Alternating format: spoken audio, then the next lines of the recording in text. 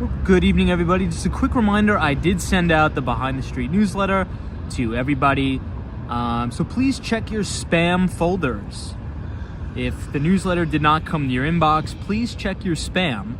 If you have not yet signed up for the Behind the Street newsletter, feel free to scan the QR code on the screen and it'll take you to the landing page where you can punch in your email and sign up for free. So now that we got that out of the way, it's going to be a pretty short stream tonight, guys. Just want to let you know, we are going to be commuting to the Moynihan train station or Penn Station because I do have to get up pretty early in order to be right back here in the city about at 9 o'clock in the morning. Tiago is here. Good to see you. Welcome. Mets fan 1023 says short Teledoc. Yeah, I mean, talk about a disastrous earnings report for Teledoc. So we'll cover that a little bit tonight, but I think tomorrow we're really going to do the main earnings review, as I should say, because tonight is probably going to be about a 1 hour stream, pretty short stream. But here's the thing, you know, today I thought the highlight of today was a company called ServiceNow. So the ticker symbol is NOW, and we talk about this company all the time.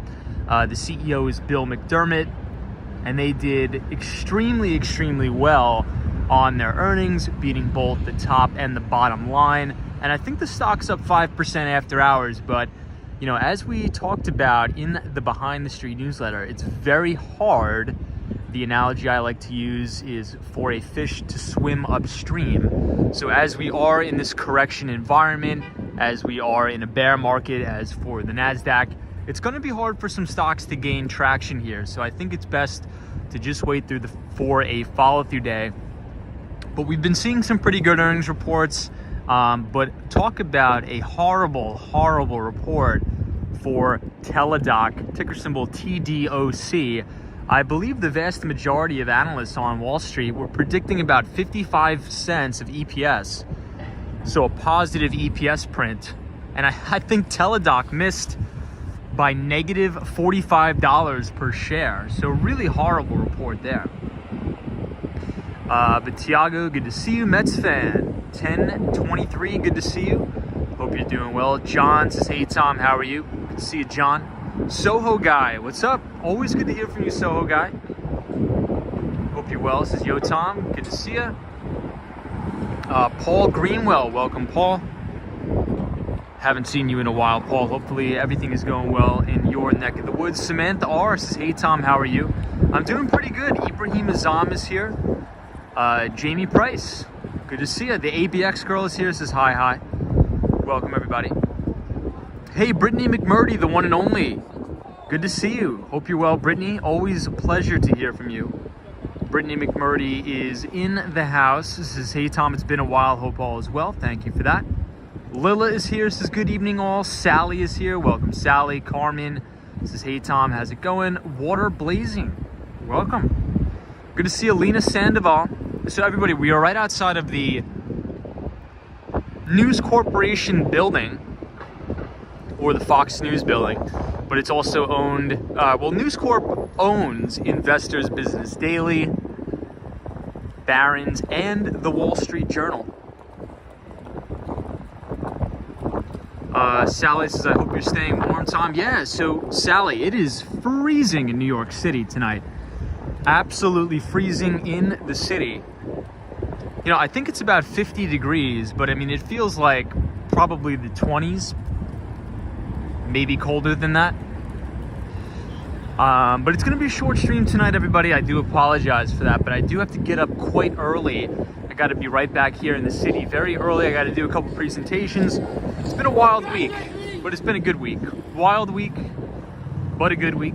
So we're going to be commuting home to Penn Station or the Moynihan train station. Winger is here. Good to see you, Winger. Welcome.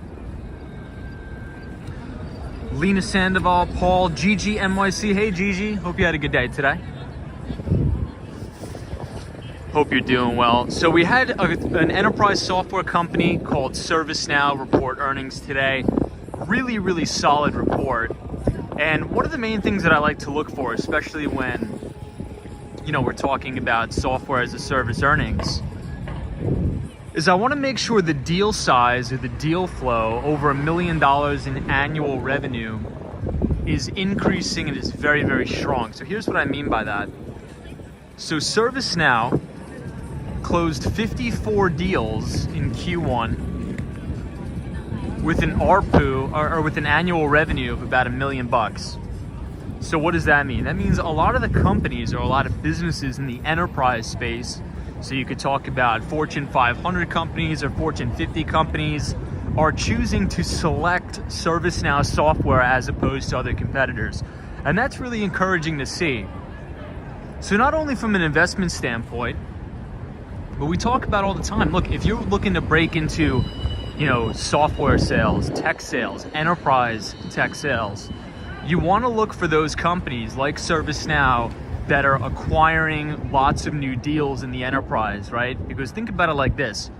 54 new deals last quarter, totaling, so 54 new deals with $1 million in revenue and above. So just imagine, the enterprise account executives or the strategic account executives at ServiceNow are probably doing pretty well, right? So just another thing to think about. So 54 deals in the enterprise suite. ServiceNow beat on both the top and the bottom line. Bill McDermott is a phenomenal CEO in the enterprise software space. Hey, Corey says, thanks for the latest newsletter. Hey, thank you, Corey. Much appreciated.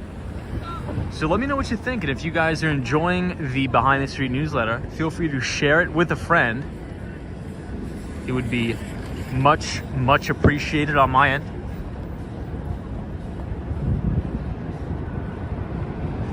Reproduction, good to see you. Hope you're doing well.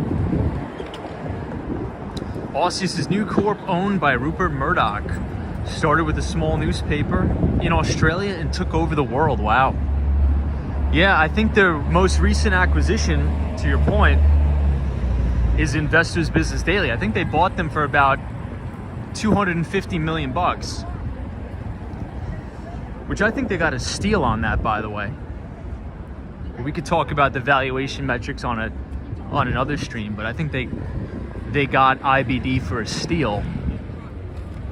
But I think it fits very well in their portfolio suite, right? Would you agree? News Corporation controls the Wall Street Journal. They control Barron's. I also think Realtor.com, you guys in the chat could fact check me on that, but I think the News Corporation also controls Realty.com. Hey, RL is here. This is now. Good to see you. Yes, ServiceNow reported a great quarter. Diego is here. Corey, Aussie Winger. Good to see you. Photos from around New York. Always good to see you, Photos. Hope you're well. John is here. Marcelo says hello from Brazil. Welcome everybody from Brazil. Walking Minnesota. Hey, Walking Minnesota says, hey, Tom. Wild day with Facebook fake leak. And BYND back and forth. Yeah, so Facebook also reported earnings, had a really good quarter. A lot of their advertising dollars recovered. I think the stock was up about 20% in after hours trading. I didn't get a chance to sit in on the Facebook earnings call because I was on ServiceNow's.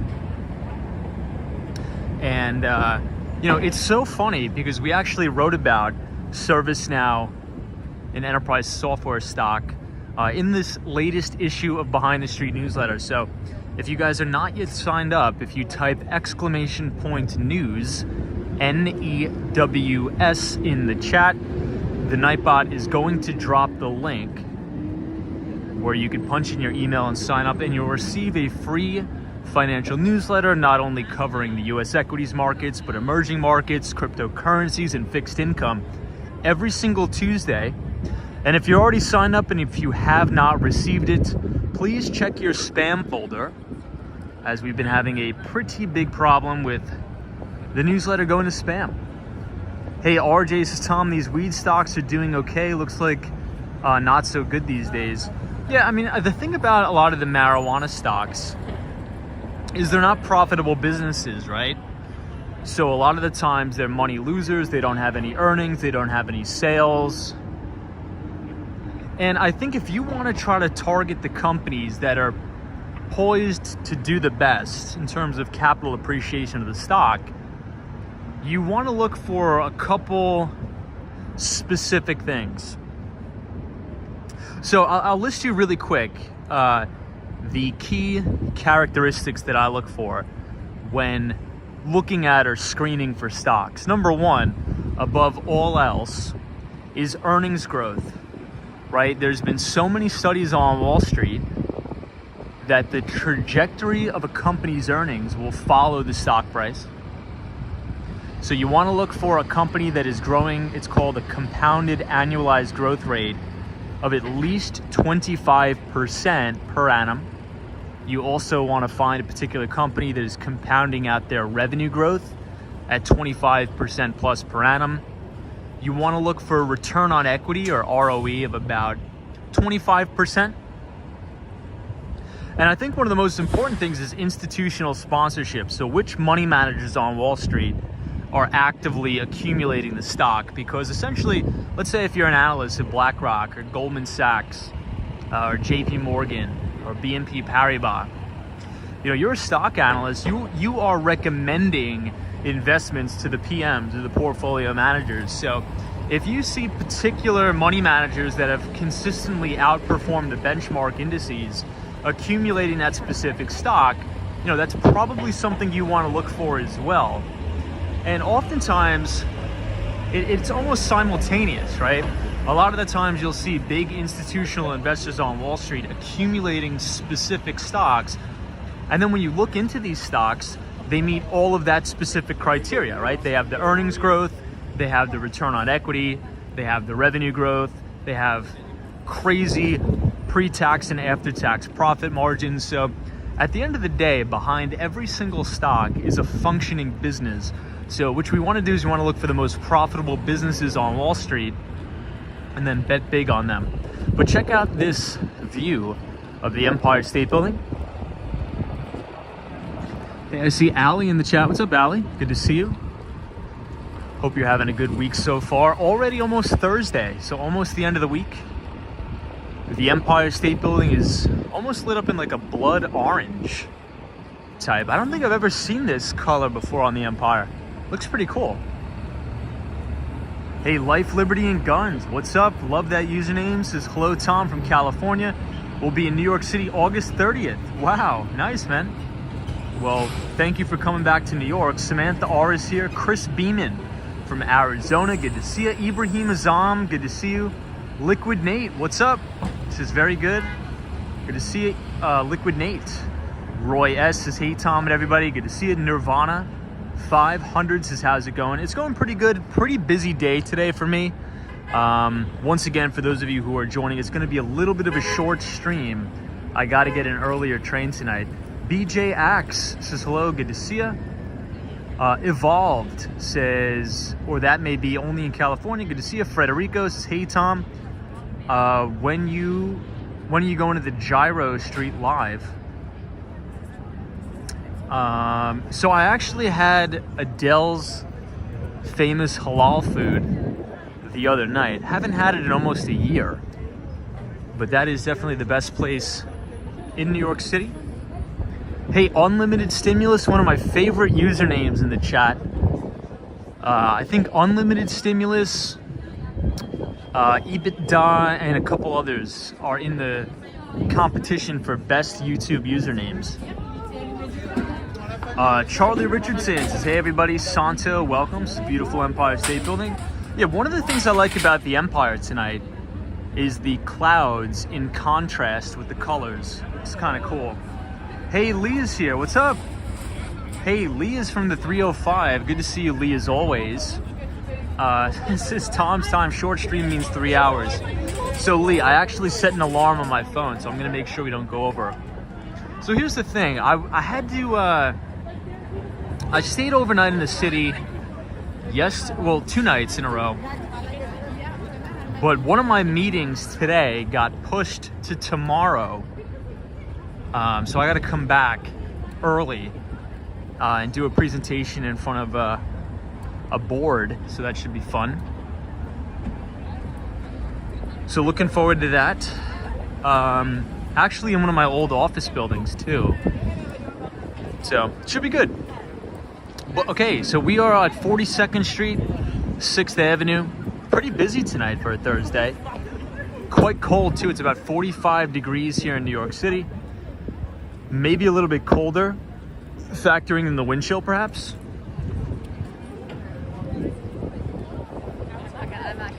Hey, Roy S is here. Good to see you, Roy. So we are making our way through earnings season. Obviously, always, every time earnings season starts off with the major financials. So we've covered ad nauseum on this channel all the financials. We talked about JP Morgan Chase with Jamie Dimon. We talked about Citi. Pretty much all the major investment banks that are publicly traded we talked about. I think the biggest takeaway from the financial earnings was the shift in consumer spending away from traditional goods to more services and travel and experiences. And I think that really showed up in the airline stocks too, because I was listening to Delta's earnings call. The CEO of Delta did confirm what a lot of the major Wall Street investment bank CEOs were saying in terms of shifting consumer spending, you know, away from those traditional services to more experience, travel. And I think that makes sense, right? I think that thesis is probably sufficient because people want to get out of the house, people want to travel. And just to give you guys an idea, you know, I travel back and forth all the time between Miami and New York, Miami. The airport was unbelievably packed in Miami. Insanity. And I actually landed in JFK at about 11:30 at night, and the whole place was mobbed, packed. So that's a good thing.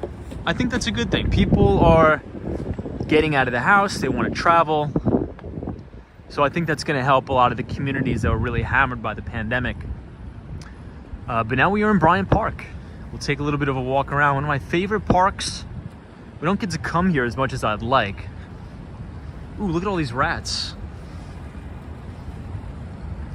Hey, John is here. Cynthia Beal. Whoa, look at all these rats. A lot of rats out tonight. Cynthia Beal is here. Good to see you.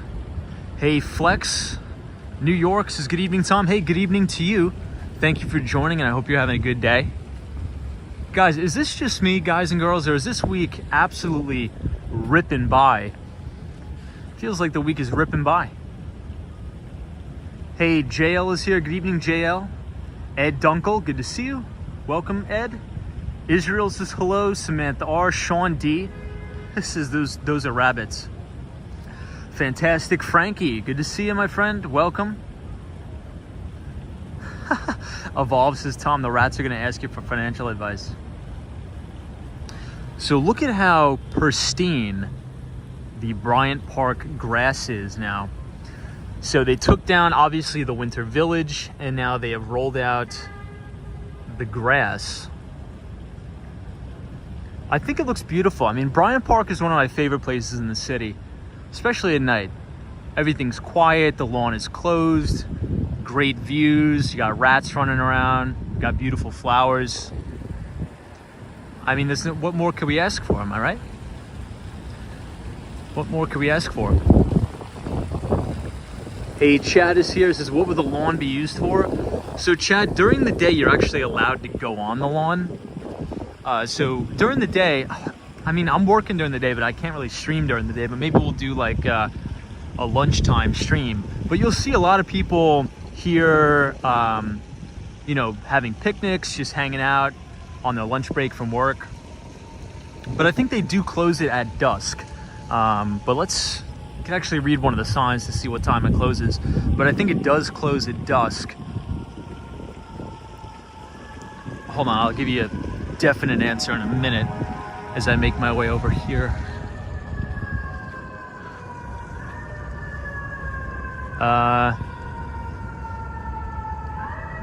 So it just says the lawn is closed as the new sod is establishing its roots. So maybe you're right, maybe it is closed for now. Probably probably in May, because essentially, like you guys saw, I think we were actually live streaming the day they were rolling out this sod. So I think once they actually, you know, I guess the grass has some time to grow some roots in the ground, maybe they'll open it back up for the public, but it's pretty much fair game. You could have picnics here, hang out. You know, Salesforce and Bank of America, which is right here, always put on summer concerts right here in Bryant Park that are awesome. So I think they're going to do the same thing this year as well. Hey, our friend Bit of Wander is here. Good to see you. Hope you're doing good. Jerry says, did they call the market truck for J-Pal? Or did they call the meat truck for J-Pal? Good to see you. Hey, Joseph, it's time to see the USA in your Chevrolet. Good to see you.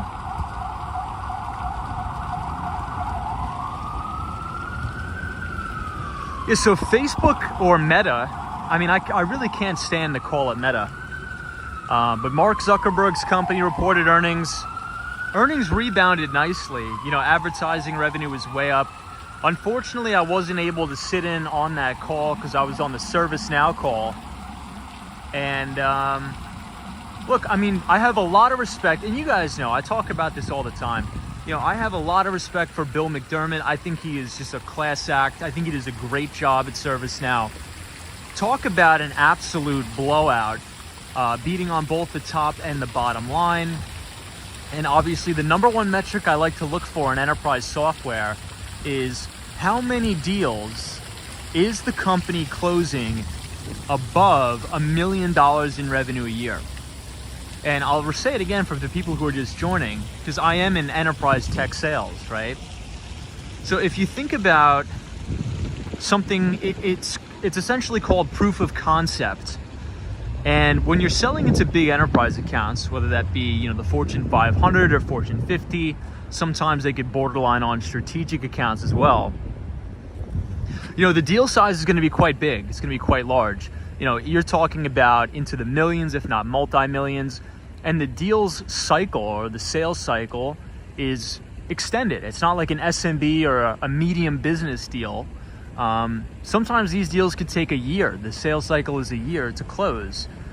So essentially, if a company, let's say if a General Electric or a Goldman Sachs chooses to use ServiceNow software, you know, that signals to the market that that piece of software must be really, really good. And I'll tell you why. You know, large enterprise customers or large enterprise companies have extensive checks and balances in their organization in terms of integration to their existing platforms. Is it going to API into their HR software, which is Workday, and on and on and on. So there's extreme vetting that goes on when deciding on which particular solutions to integrate or implement into their corporate infrastructure. So to see ServiceNow gaining so much market share in the enterprise, it's definitely a proof of concept, and usually you'll have referral business come out of those deals. So over 54 deals, I think it was 54 or 55. I was listening to the earnings call, I think it was 54.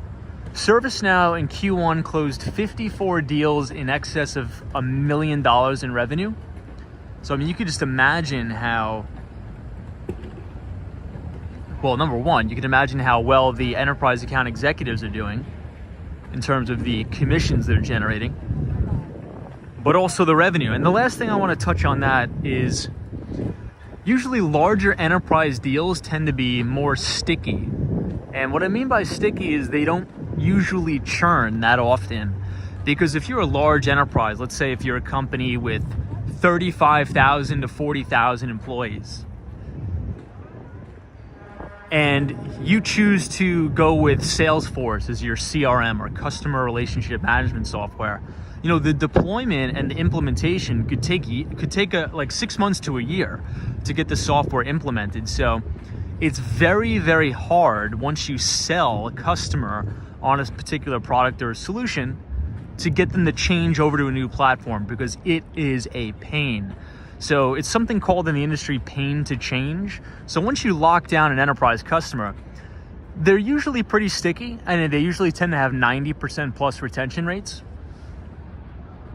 So I'll stop rambling on about ServiceNow, but great quarter. I think the stock is up fractionally, or maybe it was up about 5% after hours.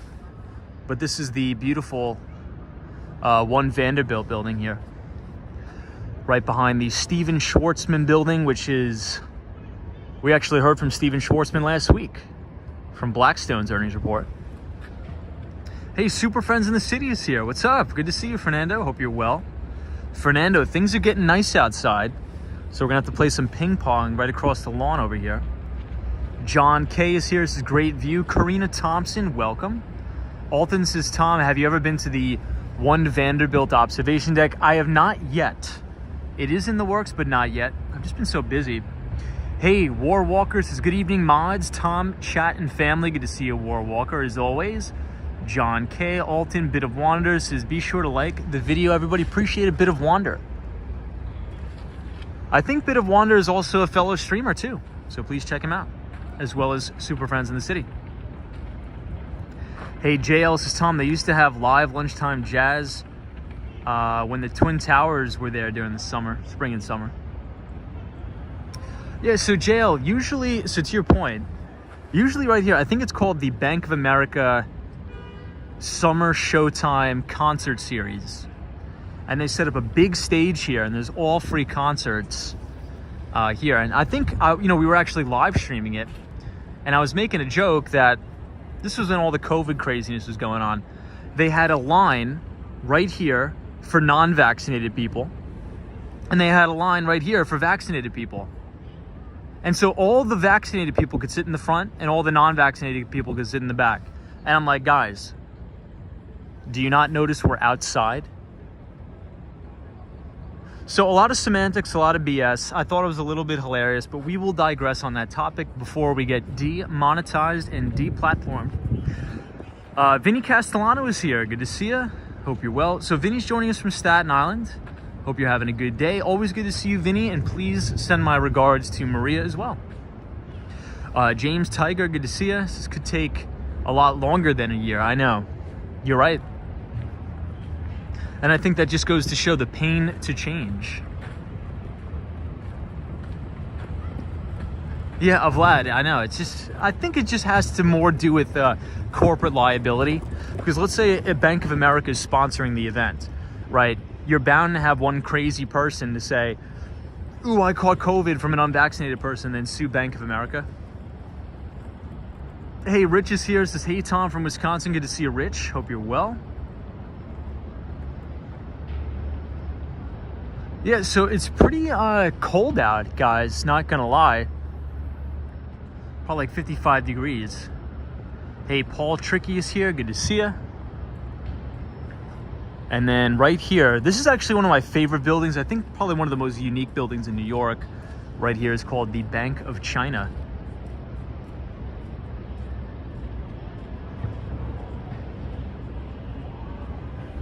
But man, the Bryant Park grass looks phenomenal. Can't wait till the summer.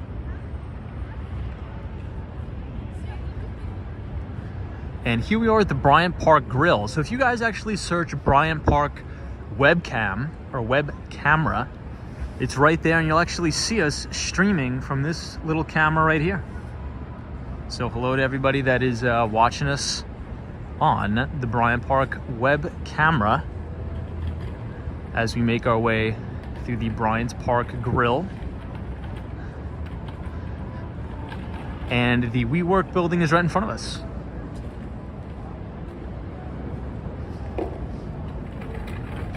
Hey, Daniel G, this is Tom. You're in the Bryant Park webcam too. Yeah, you see me over there. Nice. So Daniel G is joining us from Buenos Aires. So I believe Atlassian is, an Australian enterprise software company that is reporting earnings tomorrow, I think. So we have to keep an eye out on that. Obviously, we covered Google or Alphabet briefly yesterday. YouTube advertising revenue came in a lot lower than expected, but funny to mention, the one topic that we talk about all the time, which is Google's Google Cloud unit, that was actually one of the only bright spots of the report, right? So, even though Alphabet did miss on both the top and the bottom line, Advertising revenue decelerated a little bit. I didn't think the report was all that bad after sort of giving it a night to digest and think about it. And I'll tell you why. And the reason why I think about that the reason why the report wasn't so egregious as CNBC thinks it is because you have to understand something on the street called your comps. So in comparison to last year, of course, advertising revenue is going to be down. I mean, right? I mean, just think about that for a second, trying not to be biased. I mean, digital advertising revenue is obviously going to be down a little bit from last year, or at least not grow as fast, because what were we dealing with last year? We were dealing with the big C, right? I mean, everybody was sitting at home, the stores were closed, so over the past 2 years, advertisers spent more money or increased revenues to reach consumers over the internet or online via e-commerce. So now that things are opening back up, it's not that they're spending less, it's just the ad spend has decelerated slightly. And I mean, I think that's normal, but obviously we're seeing stocks get hit here because of PE or multiple compression, because of interest rates that are rising. And we did an entire write-up about this, detailing exactly why interest rates are moving, different movements in the bond market. So if you want to read about that,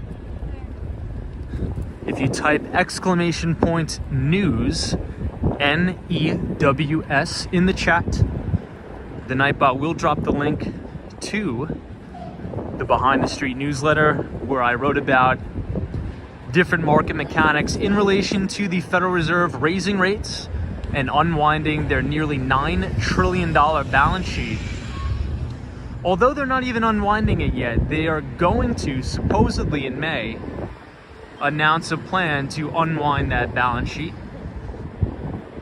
And as we know, as the Federal Reserve expands asset purchases of mortgage-backed securities and U.S. Treasuries, artificially suppressing interest rates, sending equities, real estate, and other assets to the moon. But as they unwind that easy monetary policy, I think you're going to see stocks get hit. So here we have the beautiful, my favorite building, well, one of them, the New York Public Library, sponsored by Steven Schwartzman. You know, one of my favorite finance books is actually in the research library here. The book is by Seth Klarman. And Seth Klarman is arguably one of the best value investors of all time. The book is called Margin of Safety. Extremely rare books. I believe the book is about $3,000. But if you ever have a chance to check it out, please check out Margin of Safety, one of my favorite books, a classic by Seth Klarman. Hey, War Walker says, Tom, it was 80 degrees in the Magic City today. Awesome, War Walker.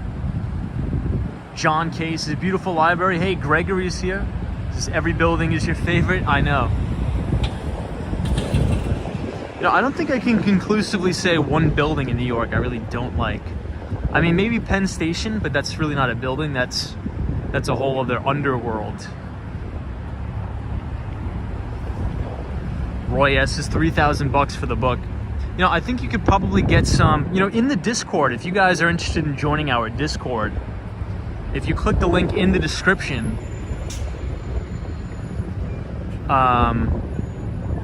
you know, you can join our Discord. I actually gave you guys the book for free in PDF format. So NMB045, I think that's the comment of the night. So NMB045 says, Tom, for the charts in your newsletter, can you increase the resolution? They are too blurry to see when I try to zoom in. Yeah, so NMB045, you are 100% correct.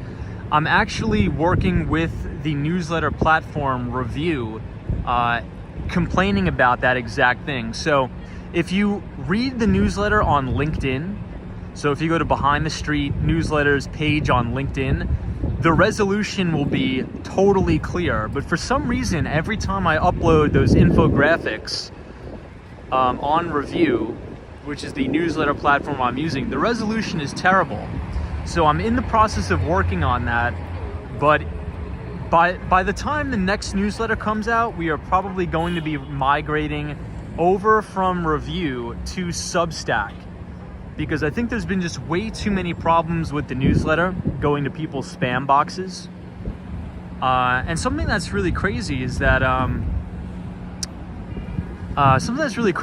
we have a 62% open rate on the newsletter. So 62% of the people that are receiving the newsletter are opening it. And I think it could be a lot higher if it didn't go to people's spam folders.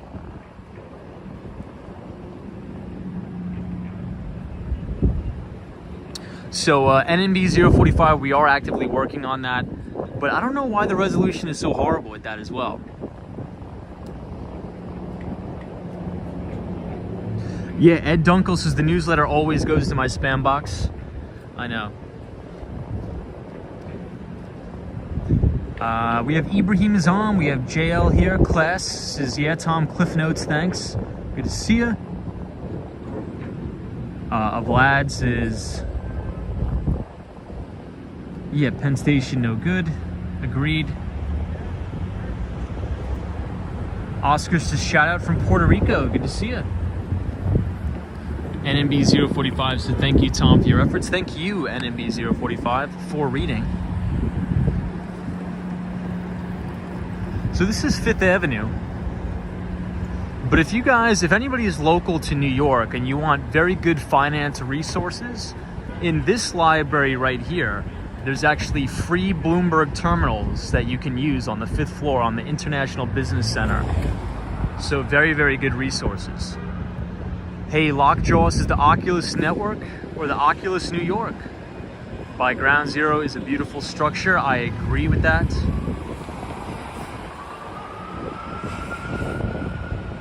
Hey, Triple G says, Tom, can we see market capitulation before Q3? I think it's possible, but I also think it's possible that we sort of enter in a stagflationary period where sort of the markets chop around sideways for a couple of years. The same thing that they did in the 70s, right? So I think a lot of the market participants that are in the market now, and I sort of tried to highlight this in the newsletter, is that a lot of the market participants that are in now, especially a lot of the retail traders, they've never really traded during bear markets or invested during bear markets before, right? A lot of them were involved after 2008. And what happened after 2008? Quantitative easing, 1, 2, 3, 4, 5, 6 into infinity. Right, so they really don't know what it's like to have stocks go down every day. During the 2000 tech wreck, stocks just went down every day. And I think a lot of people can get caught off guard because some of the most ferocious stock market rallies do not happen during bull markets. The most ferocious stock market rallies happen during bear markets, because a lot of people or a lot of investors are shorting the market, and in order to close out your position, you have to buy back this stock, right? So there's a difference between buying the stock to go long and buying a stock to close out your existing short position, right? Because essentially, if you want to, it's called going naked short a stock, as opposed to shorting it via a derivative, via a swap or via options contract like a put. You literally have to borrow the shares from your particular broker in hopes to sell them back to your broker at a lower price so you could profit the difference on that. So that creates a lot of buying pressure when people are trying to close out their short positions.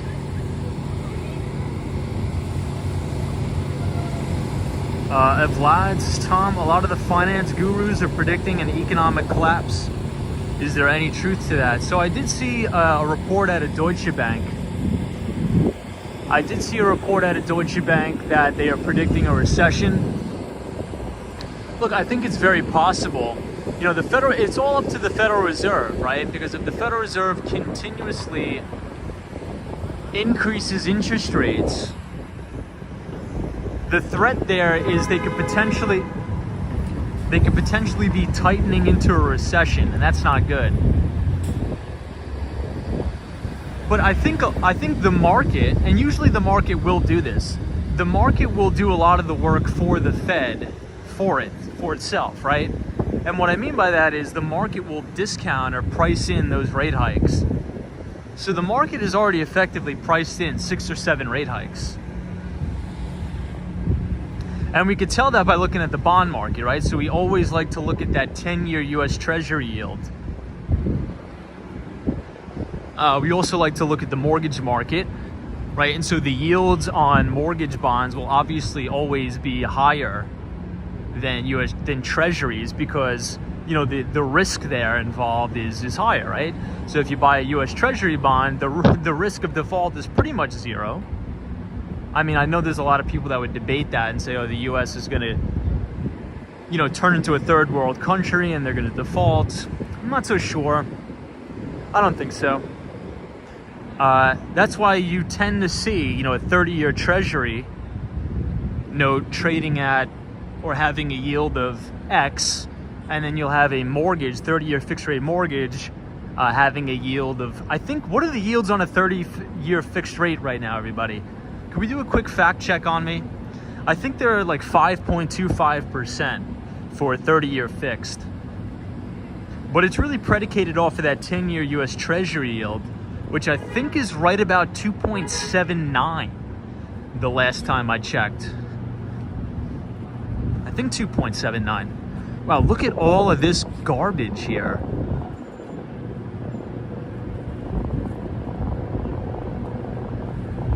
That's insane.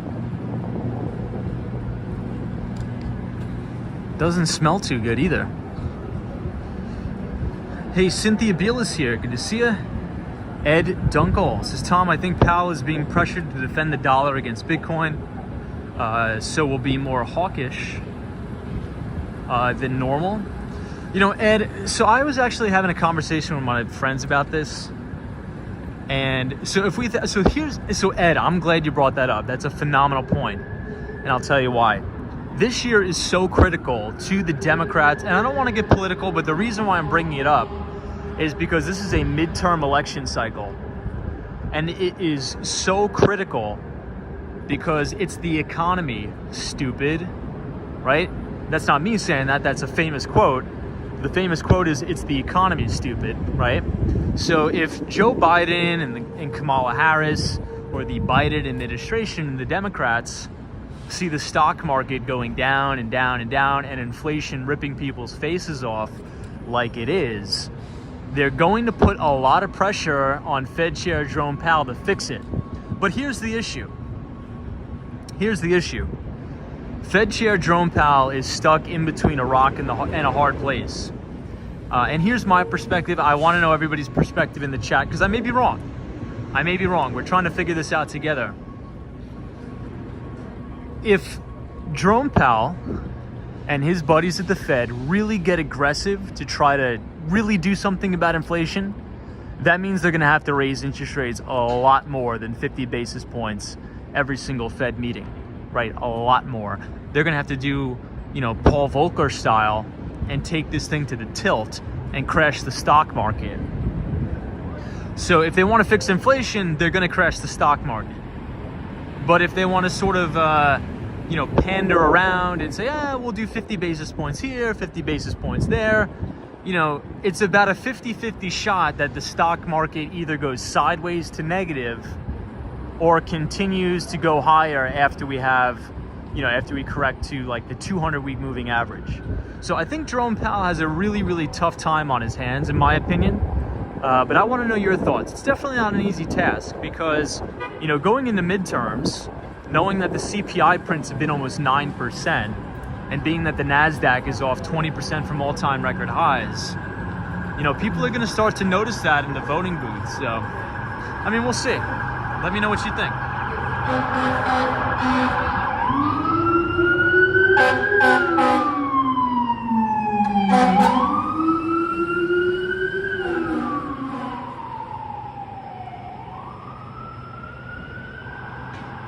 Hey, NMB045 says, Tom, did you hear the Central African Republic made Bitcoin legal tender? I did hear that. I did. D says this year is going to be very interesting with the midterm elections. Snorker, I am not. But speaking of Australia, we do have Atlassian, ticker symbol TEAM. CEO is Michael Cannon Brooks. That's an Australian company. But we are in New York City. Hey, Con says Jay Powell needs to keep his flippin' mouth shut. Every single time he opens his flappers, it crashes my portfolio. Interesting.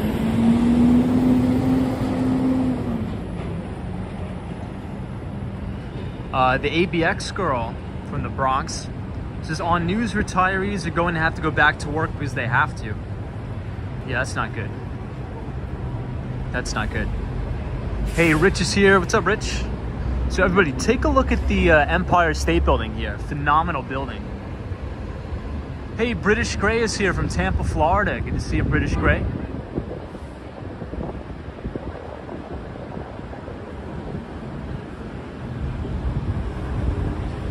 Wow, the Chrysler Building looks A+ tonight.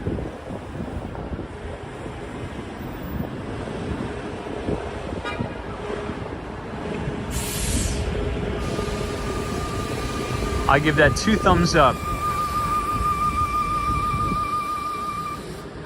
And then this is Grand Central Terminal. And then here we have the very famous One Vanderbilt building.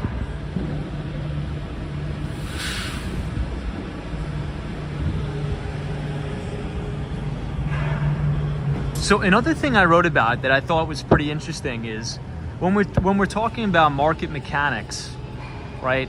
Usually the market will give us clues as to when it's about to roll over in terms of the broader general market. And what I mean by that is, you know, if we think about the S&P 500, it is a market capitalization weighted index. So that means the mega cap tech stocks like your Teslas, your Apple, your Alphabet, Microsoft, all of those type of stocks, since they are trillion-dollar darlings, they tend to keep the indices propped up. So for investors that just go on, you know, they look at their, Apple Finance app every once in a while, and they're like, the S&P 500 is down 1%, no big deal. It's off about 7% from all-time record highs, no big deal. They don't really get a chance to see what's under the hood of the market. And what I mean by that is, and we've been covering this on the stream almost every day for a year, the vast majority of stocks in the S&P 500 has gotten absolutely hammered for about a year now. And it always happens in the same exact way every single time. And what I mean by that is the first stocks to go are the unprofitable, speculative, I like to call them junk.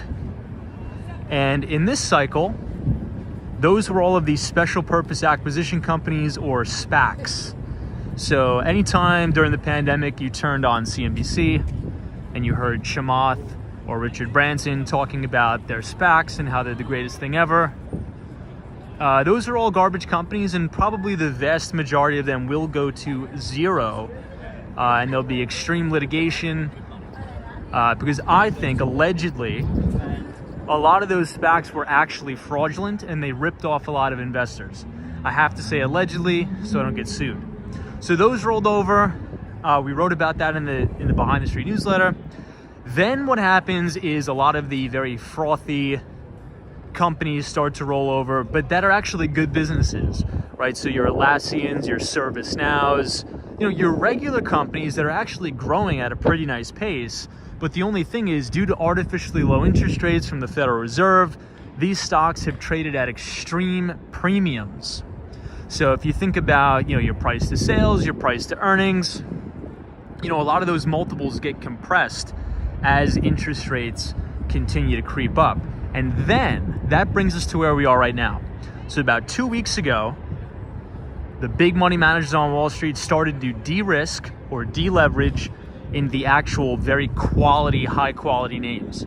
You think about Apple, Nvidia, Google, Alphabet, those stocks are just starting to roll over. And that is when retail usually throws in the towel, and that's when we start a new bull cycle. So right when everybody's very frustrated, right when everybody's washed out, that's when we start to form bases in stocks that have had their multiples compressed, good fundamental businesses that are compounding out their growth rate in terms of EPS, 25% plus, good return on equity, very good pre-tax and after-tax margins. Those stocks start to form bases, and then a new bull market will emerge. And that process usually takes about a year or two. So I actually think we're quite close to some sort of a market bottom. Hey, Sunshine is here. Sunshine NYC, good to see you. So Sunshine NYC is the guardian of the stream. So whatever she says goes. Hey, Kel61 is here with the $5 donation. Thank you. Says, what is the difference between the S&P 500 and the Dow Jones? So that's a good question. I think that the Dow Jones Industrial Average, anytime somebody says, oh, the Dow is down 300 points today, I think it's kind of irrelevant, because if you think about it, the Dow is only 30 companies, right? It's only made up of 30 stocks, right? The Dow 30.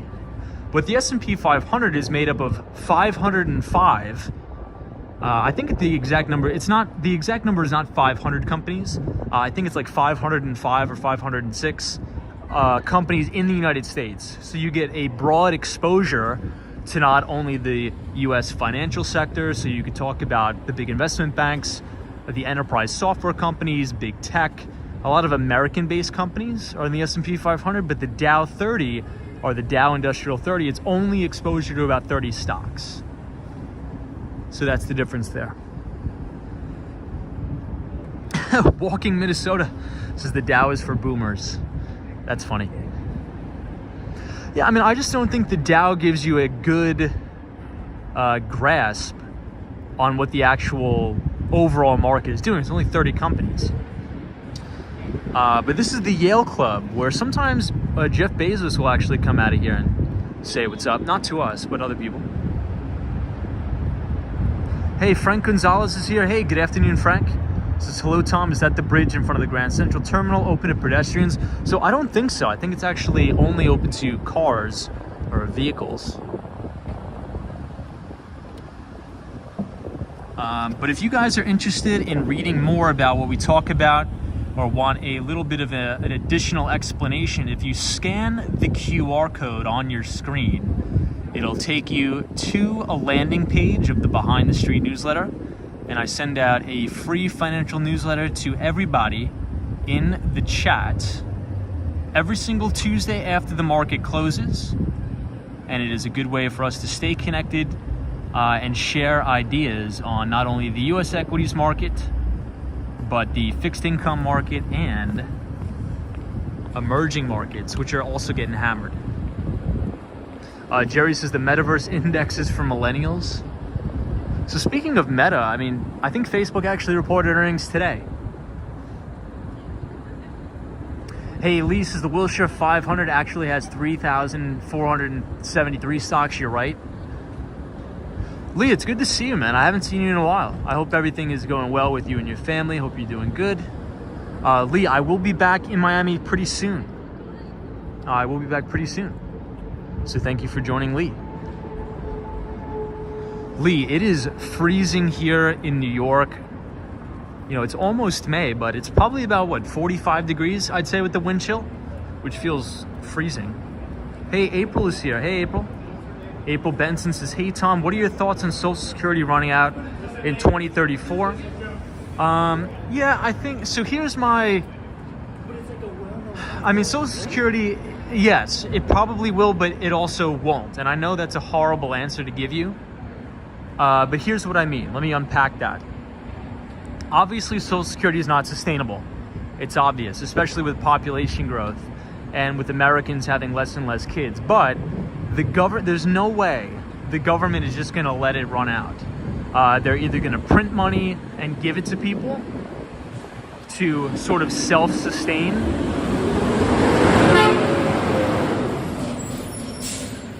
but here's what's going to happen. Social Security will still probably go on, but your purchasing power of that dollar will continuously go down. So I don't think it'll ever run out. I think the government will probably use some sort of backdoor program to just print money via the Federal Reserve and give it directly to Americans. But those dollars that they print, every single dollar that the US government or the Federal Reserve is a private entity, prints, every dollar that they print has to steal a fraction of a fraction of a fraction of purchasing power from each additional dollar in circulation. So I think Social Security will continue to go on, but it'll sort of be a smoke and mirrors, dog and pony show like everything else, where the system will still go on, but it'll just be hyperinflationary, and they'll probably still give everybody $2,000 a month, but that $2,000 will probably have like $1,000 worth of purchasing power in today's terms. But I could be wrong. But that's just my take. But what do you guys think about that? Mike C says, Tom, Social Security can still fund 70% of itself just from paycheck contributions. The trust fund is what's running out of money. That's only the other 30%. Yeah, so Mike, I was reading a good book. I'm trying to think of the name. It was about pension funds in America. I forget the name. Kel61, hey, thank you so much for the $5 donation.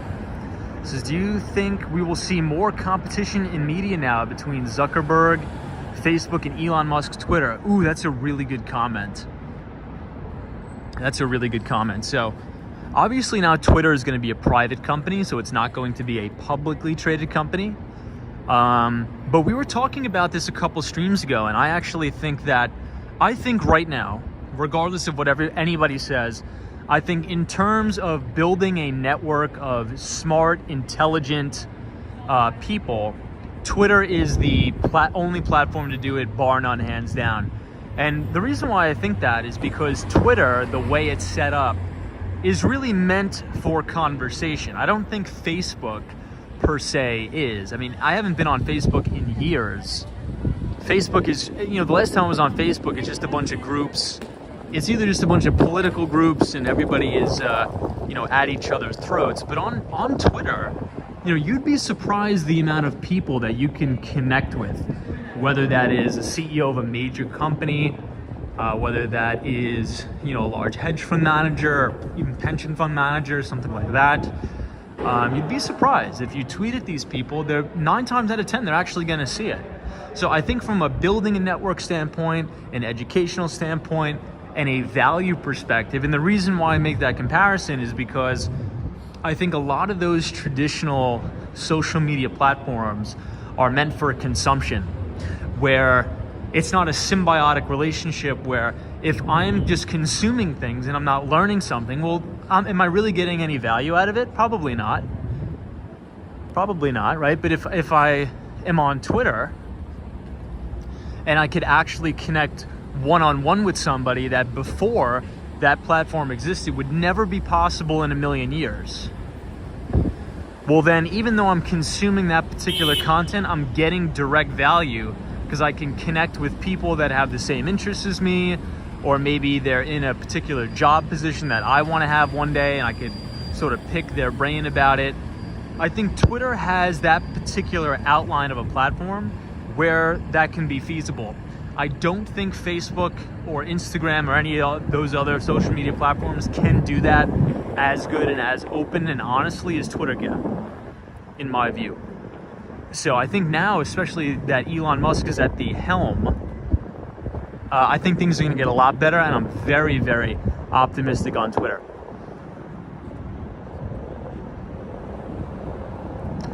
Ibrahim Azam says, Tom, Twitter and LinkedIn are good platforms to grow your network. I agree with that. Matthew, hey, Matthew's here. Carducci says, you are correct, Tom. The U.S. national debt is over 30 trillion. Yikes, that's not good. Hey, Michael Chin is here. Hey, Michael. Says, we get some very intelligent responses from your channel. Yeah, I mean, I love talking to you guys every night. You guys are fantastic. I see sunshine, New York City. Nicholas is here. Says, people are disgusting in New York. Appreciate that, Nicholas. Thank you for joining. Mike sees says, Tom, did you say Bill Ackman liked your tweets? Yeah, that is fun. So I like Bill Ackman. He's a good guy. He made a big mistake, though, on Netflix. Big mistake on Netflix. But, I mean, if you think about it, he did make $3 billion buying swaps on the S&P 500 during the COVID crash. So every money manager is going to make mistakes, right? It just depends on, do you own up to those mistakes and do you cut your losses before you put the firm belly up? But yeah, Bill Ackman actually did like one of my tweets because I was coming. So the way that whole interaction came out is a lot of people like to spread fake news on the internet, and everybody knows that's true. So essentially, Bill Ackman came on CNBC during the COVID crash and said, quote unquote, hell is coming. And everybody took that totally out of context and said that Bill Ackman is coming on CNBC to purposely crash the markets because he has a big short position on the market. So when he comes on and spreads a bunch of fear, the market will tank and he'll make money. Total fake news, couldn't be further from the truth. And everybody who's saying that probably doesn't have a background in finance, probably has never worked on Wall Street ever. That's not what happened at all. And look, I'm the first one to criticize anybody that does something wrong. You guys know me if you've been watching the stream. What happened was Bill Ackman and his firm Pershing Square, that's the name of the hedge fund, deployed what's called a tail risk strategy. They deployed what's called a tail risk strategy, which is actually not, it's designed not to work. Right, a tail risk strategy is designed for the most bizarre circumstances ever, like a nuclear fallout or some sort of cataclysmic event that nobody could really predict. But it acts as an insurance. So let's say if that cataclysmic thing happens, like the stock market crashes due to a crazy virus, like what happened, you're going to get an unbelievable payout. You're going to generate so much alpha for your fund, and that's exactly what happened. And if you look at the dates when Bill Ackman and his firm put on that position, and when he closed that position, when he went on CNBC, that position was already closed out days before. And if you actually listen to the whole interview, what Bill Ackman said, he's like, look, I'm extremely bearish on the market. I think President Donald Trump is not doing what he needs to do to contain COVID. I'm not going to say if I agree with that or not.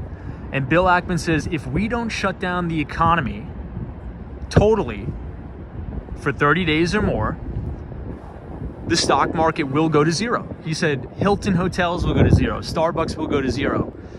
But at the end of the interview, he's like, but then I got bullish.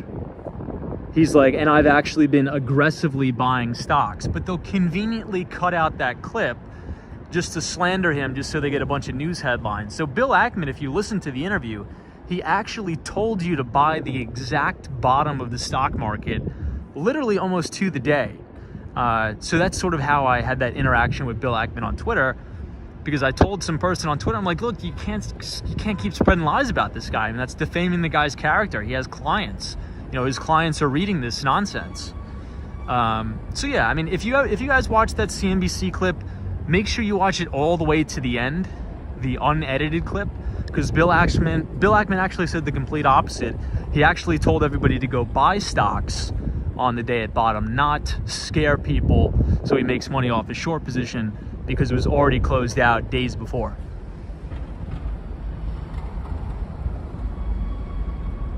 So this is 432 Park Avenue, another Billionaires Road building.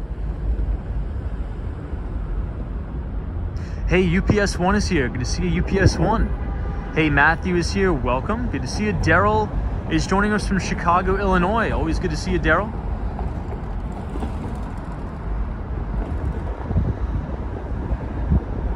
Tin Man is here. Triple G is here. Welcome. Maria says hello, Tom, from Sao Paulo, Brazil. I love Brazil. Good to see everybody. Roy S is cool. Bill Ackman means he and I have similarities. Thank you, Roy. Hey, Ivan says the clouds are looking awesome. I agree. So I think this is going to be the brand new JP Morgan Chase building right here. Is that right? I think they're building a new headquarters. It should be right here. I'm not sure when it's going to be finished, but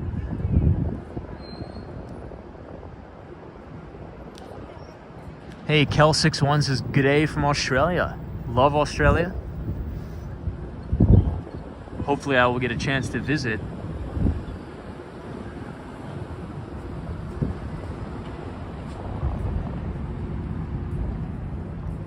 Hey, Rich says, thoughts on odds something could derail the Twitter deal? How will Twitter play into the upcoming midterms? So I've always been on the, and look, you guys, and so just for full transparency, because I think if I'm going to give an opinion on that, I sort of need to disclose what my political position is so it doesn't come off as bias. So based upon the answer I'm going to give, I tend to lean more conservative on issues. But I think I tend to be a more open-minded conservative. But here's where the main thing that I actually disagree with a lot of conservatives, I really don't think the quote-unquote shadow banning is as egregious as they make it out to seem. I do think it exists, but I don't think it exists to a point where it could actually influence an election or sway votes one way or another. That's just my personal opinion. I think the world is too big and the mediums of exchanges in terms of communication is just so vast that I just don't think it's possible. So I was reading an article, to your point, Rich, about one of the major changes Elon Musk wants to make to Twitter is make their algorithm open source. And a lot of people, in all fairness, a lot of people on the left were saying this is not a good idea. But I actually think the opposite. I actually think that would make it more transparent to have the algorithm open source. Because right now, if you think about the Twitter algorithm now or the YouTube algorithm, as we were talking about before, it tends to be very self-serving.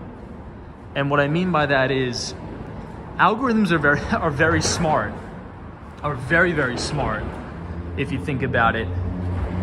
And algorithms can pretty much identify what type of characteristics you like, what type of characteristics you don't like, what type of content you consume, how much you tend to consume different content depending on the specific content they are putting out.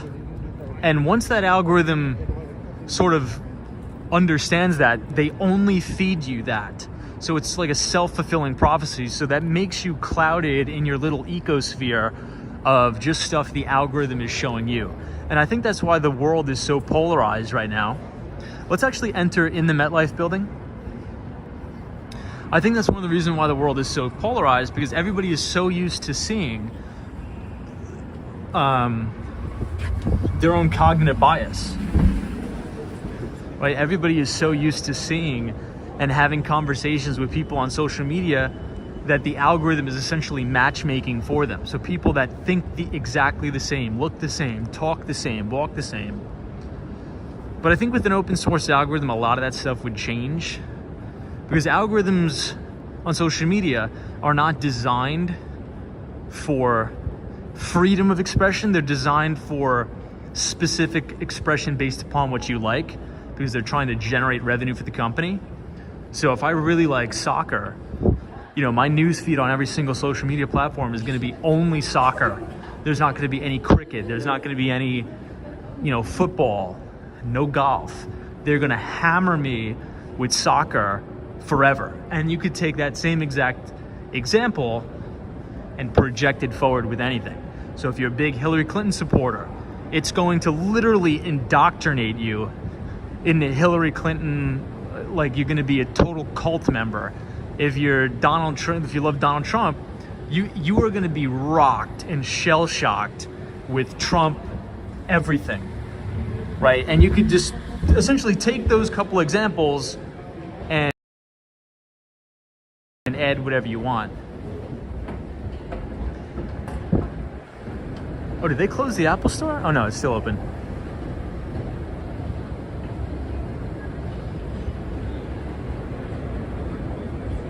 Hey, Andy is here from South Korea. Andy, good to see you. Hope you are well. I heard it's very cold in South Korea today. It's sort of similar weather to New York, so hopefully you are staying warm. Samantha R says, Tom, have you ever played cricket? I actually have. So somebody that I played college soccer with was actually coming here from India, and he showed us all how to play cricket. It was actually kind of fun. It was actually pretty fun. Hey, the ABX girl, good night. I hope you have a good rest of your evening. Thank you for joining. Cooking says, I love Grand Central. Good to see you.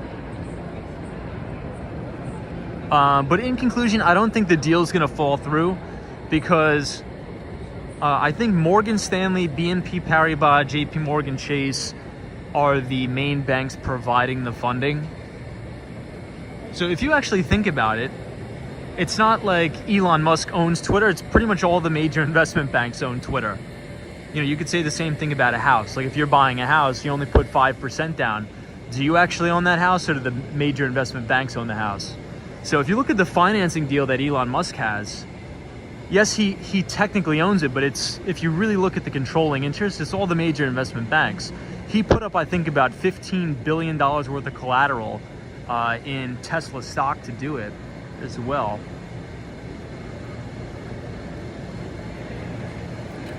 Hey, Cheryl is here. Good to see you, Cheryl. We are in Grand Central Station, one of my favorite places in the city. Aaron says, so glad you're back in New York City. Well, thank you, Aaron. Appreciate it. Hey, Brendan O'Driscoll. Welcome. Says, hi, Tom. Great channel. All the best from London. Love London. Hopefully, now that this COVID thing is gone, we can start to travel more.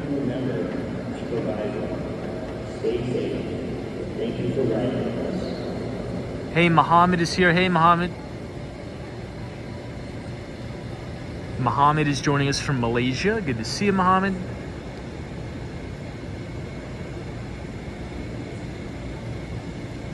Hey, JL says, hey, Tom, my favorite part of this building is the ceiling. Well, let's take another look at the ceiling for JL.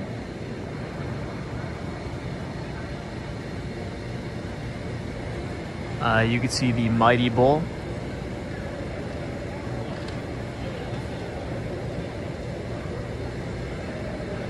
Hey, Elliott Wave Review is also probably, so I have a top 5 YouTube handles or YouTube usernames, and Elliott Wave Review is in the top 5 along with Unlimited Stimulus. I think they're very clever. It says, yo, Tom, what do you think of people on Twitter that said Elon could have solved world hunger with 44 billion? Yeah, so I've heard about that. I think that's, I mean, it's obviously utter nonsense, right? Because if you think about solving world hunger with $44 billion, not only is that not feasible, if that's true, then why doesn't the Federal Reserve just print up $44 billion and put it towards world hunger? We could do that tomorrow. The Federal Reserve prints trillions of dollars. You know, why not just add an extra 44 billion and just print that up and get to cooking, right? The reason why they don't do that is because it's nonsense and it's ridiculous. But and I think the number one thing that people that are not familiar with finance, they look at Elon Musk and they're like, Elon Musk is worth, $100 billion. He could cure world hunger and starvation. Well, I don't think they really understand liquidity and what liquidity means. So in Finance 101, right, you learn about a balance sheet, right? And the balance sheet is in order of liquidity, right? A balance sheet is a statement of balance. You have your assets and liabilities, and when you look at a balance sheet, it is in order of liquidity. So you could have your cash and equivalents, which is probably the most liquid, right? Cash and equivalents. You could have your stock, right? Stock, so Tesla stock. It's not as liquid as pure cash, but it's more liquid than, let's say, property, plant, and equipment. So if you think about property, plant, and equipment, maybe that is, a warehouse or something, or a house, or a multifamily real estate property, where even though those assets are worth something, it's going to be hard to convert them into liquid assets or via cash, right? So It's not like Elon Musk has $100 billion sitting in his bank account. Oftentimes, he's probably actually very illiquid because the vast majority of his net worth is tied up in stock, right? Because he's the founder of Tesla. Therefore, he owns a majority stake in Tesla, and Tesla just so happens to be worth $1 trillion, right? It's sort of like if I create a company.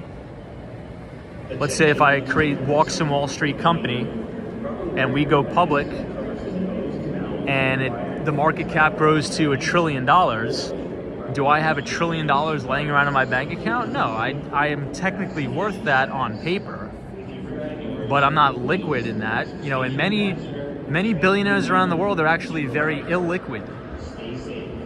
So it's not like he could just rip, you know, $44 billion out of his bank account and blow it. The vast majority of his wealth is tied up in stock. This train will be making Yankee East, 153rd Street first stop, and will depart from track number 36 Mike C. on the upper level. This is Tom. Can I get in on the IPO of Walk Some Wall Street? Well, we may do a SPAC. Hey, Tariq Khan is here. Good to see you. Maurice is much love from India. Good to see everybody from India. Final protocol for your 1020 Croton Armor. Making Yankee East, 153rd Hey, Jay Street Fox first is stop, okay, but to play and devil's will depart advocate, from they're track just saying number that the money could have been 36 put to on a the different upper use level. that could help a lot of Final people. protocol Well, I mean, I guess you could say that about a lot of things, right? I mean, I definitely do see your point, playing devil's advocate 100%. But I think you could say that about pretty much anything in the world, right?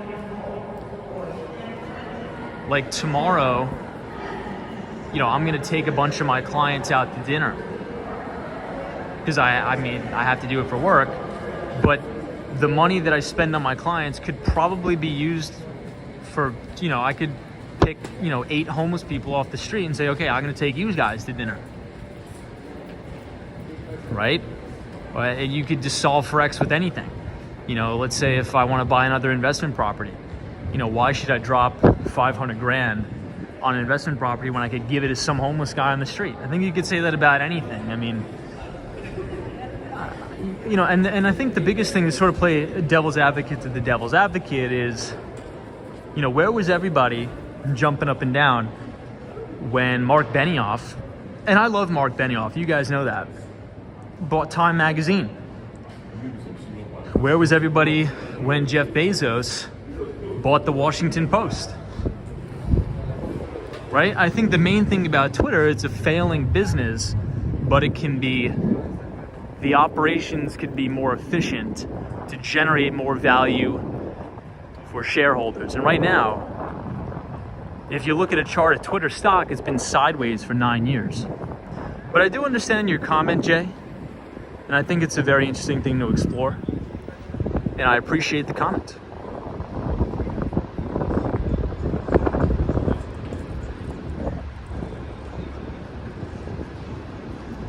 Jay says yes, but you could take your client out to dinner every day for the next several lifetimes and not reach the level of money we're talking about here.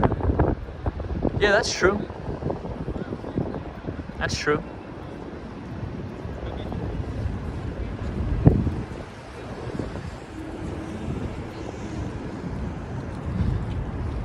I think that the thing is, the problem is not money, right?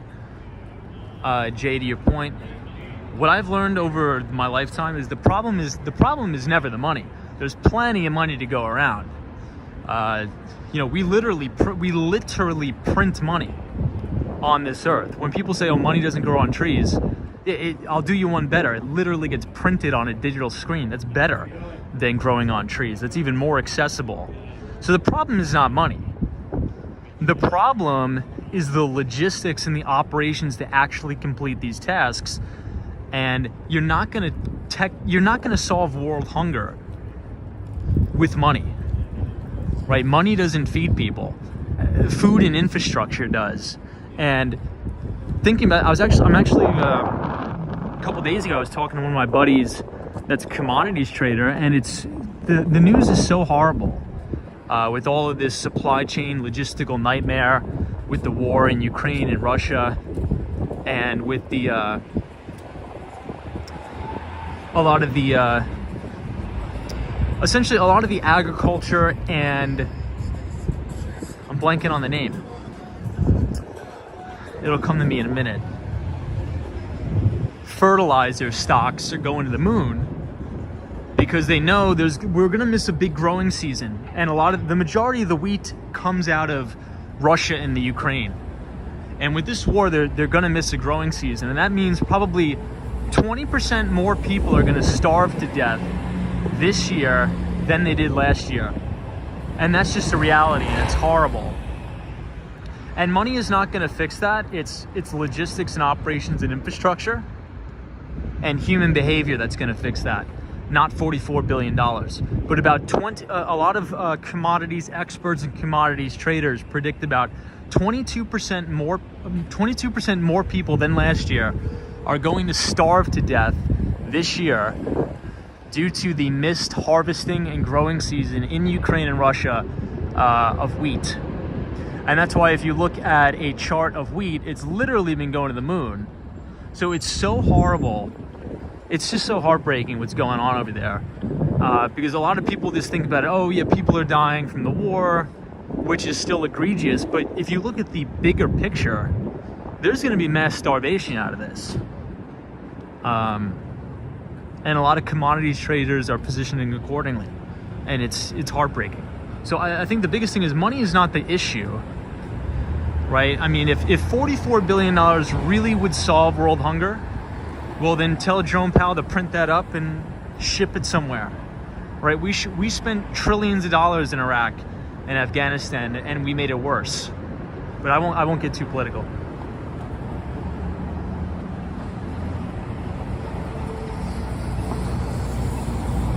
Hey, Fernando Delgado is here. Hey, Fernando. Good afternoon. I wish money did solve all the problems, but it doesn't. I really wish $44 billion could realistically solve world hunger, but it's just not a reality. Hey, Ollie Rogers here. Good to see you.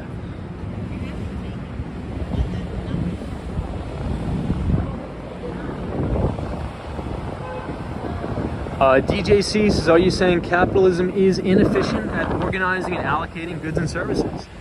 No, I mean, we're going to be fine here in the United States, unfortunately. We're going to be fine here.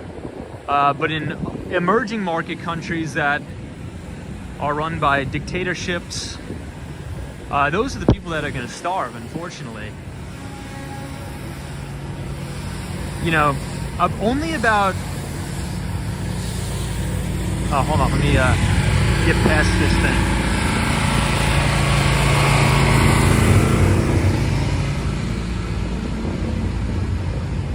Sorry, I just have to, you guys pressure washing.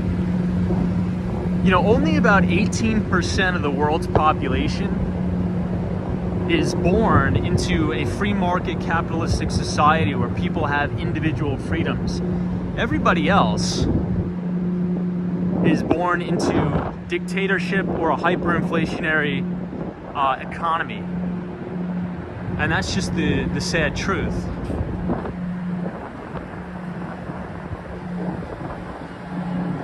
Let me cross here. Sometimes these people come flying around.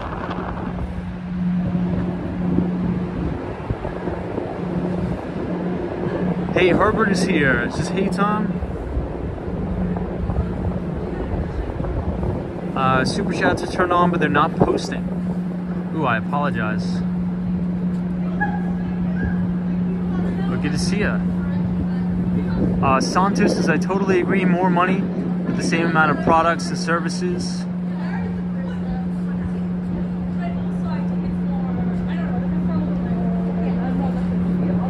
Hey, Who Dat Dave with a great comment says, Tom, my job was international shipping, and I believe steam ship lines have some responsibility for the supply chain breakdown. Yeah, the supply chain is a mess. I've seen a lot of good comments in the chat. Yes, Forever 18 says the problem is The problem is, who is smarter in playing the game? The smarter person will gain more money. Unfortunately, now that we have, ever since 2008, the money game has changed. And I think you're 100% right.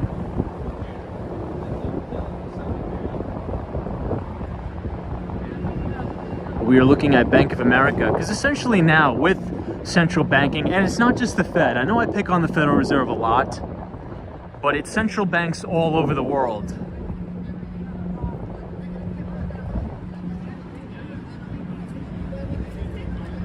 You know, and something that's quite interesting, as central banks globally are tightening monetary policy, the Bank of Japan is actually easing. I can't really get my head around that. What are you guys' thoughts on that? Does anybody have thoughts on that?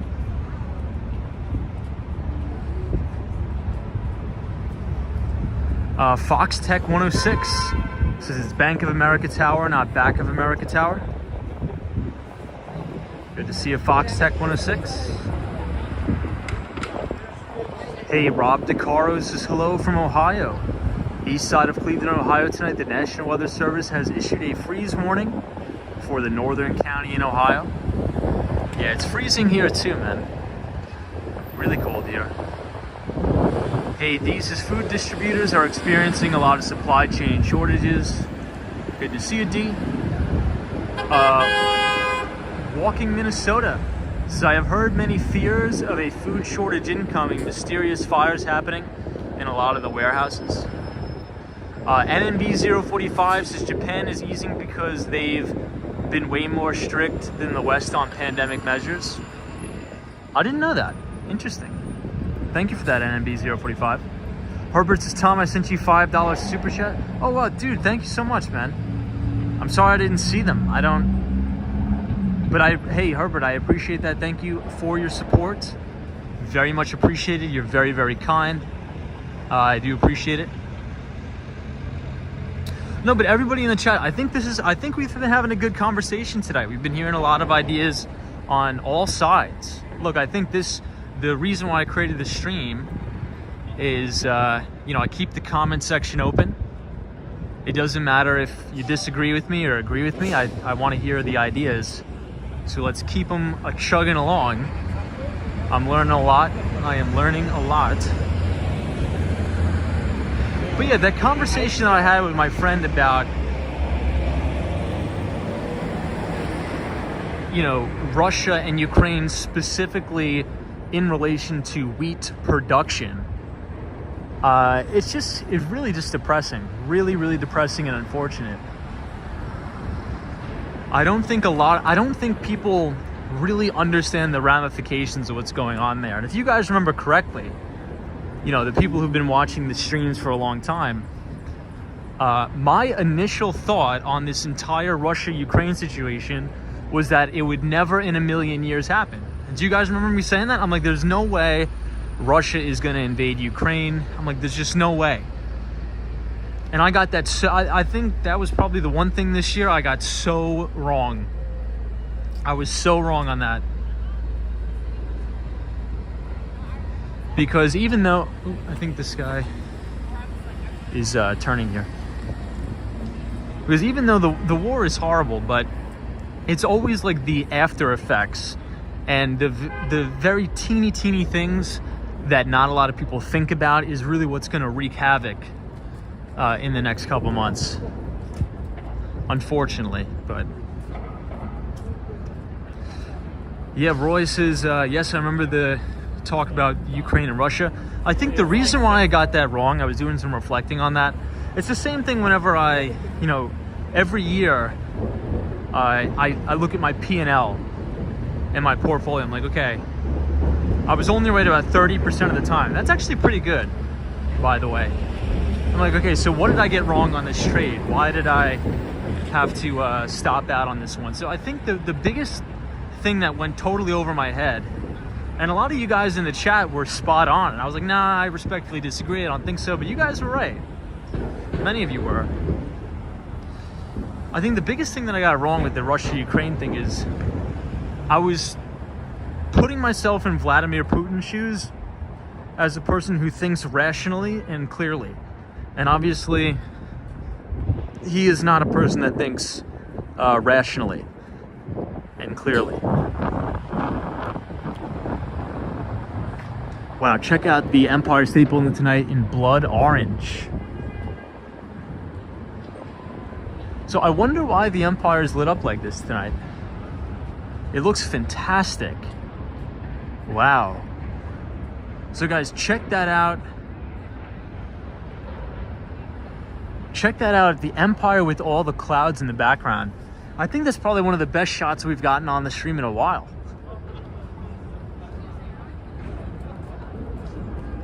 Hey, Ethan is here. Hey, Ethan, good to see you.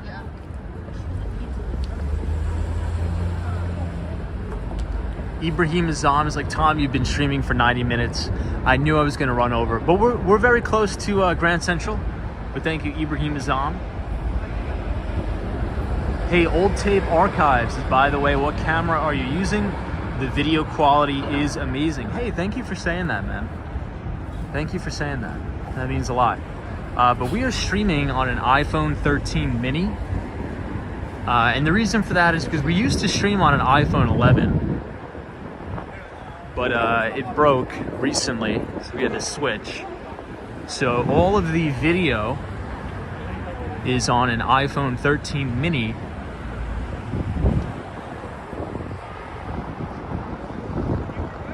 Hey, the great mysteries is Trump's hair color. Hilarious. So this is East 37th Street. Wow, check out that shot. East 37th Street and the Empire State Building.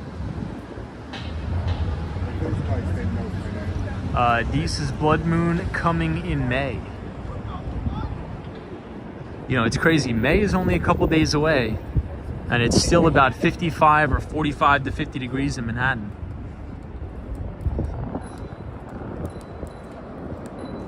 DJC, good to see you. Hey, you Law Group says, I like your channel. Well, thank you so much for being here. You Law Group, welcome to the chat. And welcome to New York. So I think there's a Rangers game getting out right now. Hey, Savi is here. Says, good evening, Tom and everybody. My daughter returned from San Francisco. She saw the Salesforce Tower and the Financial District. I'm jealous. I really want to visit that Salesforce Tower. But hope she had a good time, Savi. That's awesome.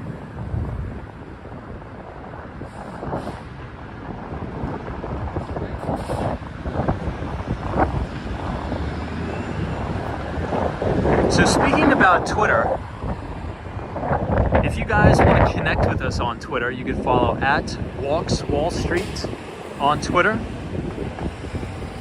I'm usually active on there during the day, interacting with people, you know, talking about finance and other topics, posting pictures of the city. So if you want to connect with us on Twitter, you could follow at Walks Wall Street.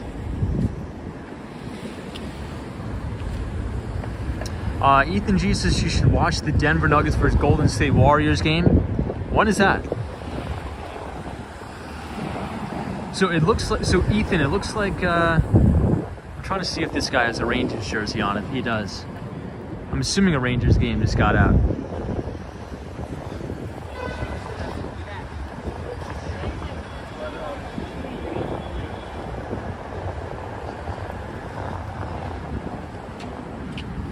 Hey, Roy S says, I made a familiar conclusion with yours on Ukraine and Russia back then. Yeah, I mean, I think the thing that was so perplexing to me about that whole thing is every day in the media, we would say, oh, Russia is going to invade on this date and this time. I'm like, since when does somebody telegraph when they're going to invade?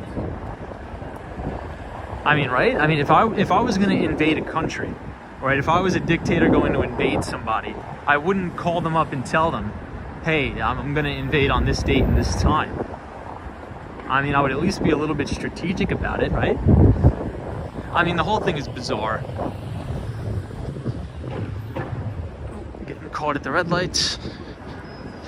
So guys, we made it to 34th Street, but now we're gonna make a right and head over to Herald Square and then head over again to the Moynihan train station. But you know, Microsoft reported earnings. I think the biggest bright spot there was obviously the Azure cloud unit. So anytime we're talking about Microsoft, Alphabet, Google, or Amazon, I always want to focus in on the cloud. So Amazon, when they report, we're going to focus in on the AWS.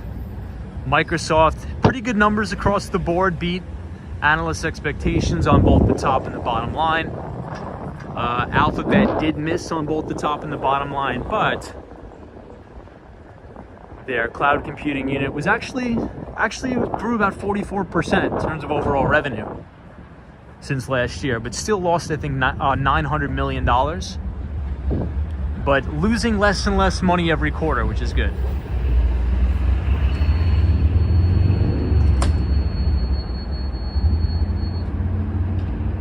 Hey, Prospect Basement is here. So my company is starting to come back into the office next week with a hybrid schedule. Restaurants and hotels can recover.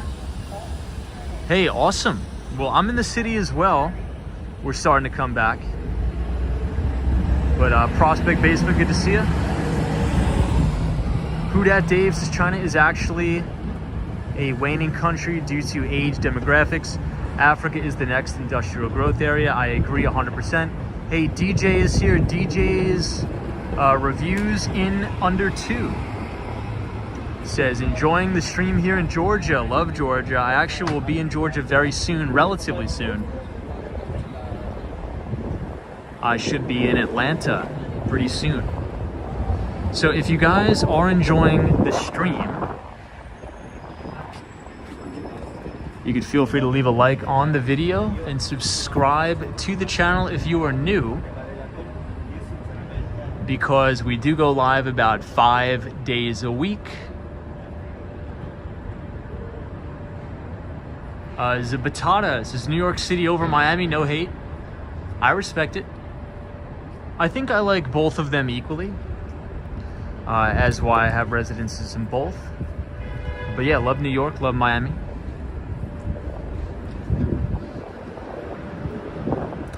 Zach, New York is fantastic, but at the end of the year, when your accountant sends you an email and the title, the subject line of the email is tax bill, and then you open it and your jaw drops to the floor, and then you go in cardiac arrest, then you're like, oh, I mean, I got to do something.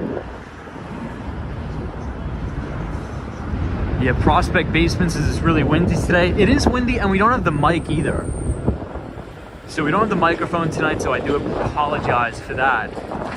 No mic.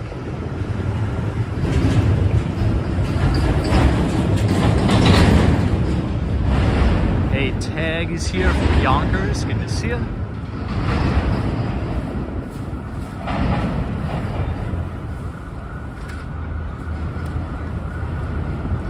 Hey, Zach Drew is here. What's up, Zach?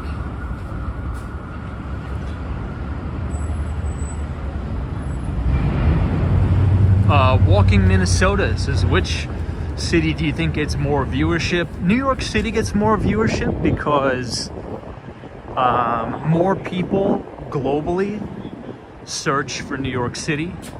So when we stream in Miami, it's really just to stream for people that are already members of the YouTube channel, and just to sort of talk to you guys and hang out. I think when I stream in New York, I think more people that are not familiar with the channel get to see it, because more people search for New York City and things like that on a global scale. At least that's my thesis. Would you agree or disagree with that? That's sort of my thesis. Hey, unlimited stimulus. Just looking forward to the Apple and Amazon to pull up market to close the horrible week. John says, I grew up in Rosedale, Queens. Hey, Lewis says, walks on Wall Street. Tom, I received a notification from Facebook today that I was blocked from making unfair advertisement in their platform. Wow. I've never made any advertisement. I think I'll quit it. So maybe you've been hacked. Maybe you've been hacked. So I would really watch that, because something very similar happened to me when I was in college. You know, sometimes hackers will create Facebook advertising accounts under your name because they run spam advertisements. So be careful about that. Hey, Walking Minnesota. This is Tom. I love the Miami streams too, but the New York City was how I found you. I was cooped up one day and wanted to see some New York City. Hey, awesome. Well, it's an honor to have you here. Thank you so much for being here.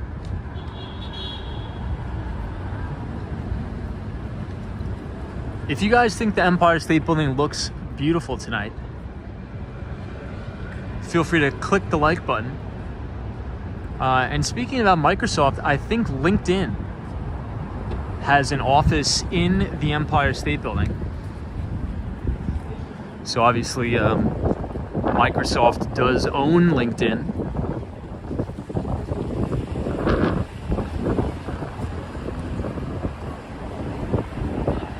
Hey, Tucson says, I agree. I never really searched for Miami streams until I started seeing yours. Funny that Action Kid is now there. Yeah, so I actually met up with Action Kid last week. I ran into him on the streams. Yeah, so he is down there as well.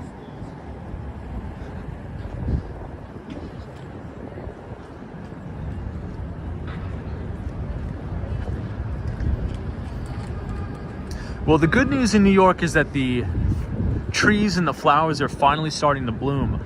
I've been getting so sick of seeing the trees with no leaves on them. So we are back in springtime, everybody. So this is Herald Square. He will literally plug you wherever you are. Wait, who was that guy?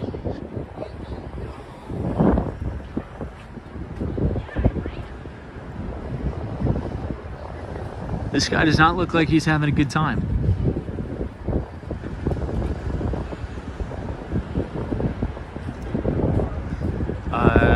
Hello, my name is James Gordon Bennett Jr. I published the popular newspaper founded by my father, James. The New York Herald. Wow. That's actually really interesting. I never knew that. He doesn't look too happy about the newspaper. Who Dat Dave says, Tom, I absolutely love Gramercy Park. Yeah, we haven't been there on the streams in a while, actually, in Gramercy. Hey, Zach Drew says, Action Kid did an April Fool's video. I thought from cooking, I know. I saw that too. I thought it was hilarious.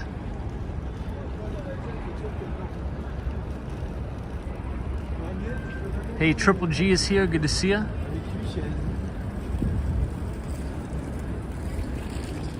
So for those of you who are just joining, we talked briefly about ServiceNow, which is an enterprise software company that reported earnings today. CEO is Bill McDermott. I have a lot of respect for Bill McDermott. I think he's one of the top enterprise software CEOs to ever live. You know, if you notice, he actually always wears glasses all the time, because a couple of years ago he had a horrible accident. He actually fell down the stairs. I think it was on Christmas Eve.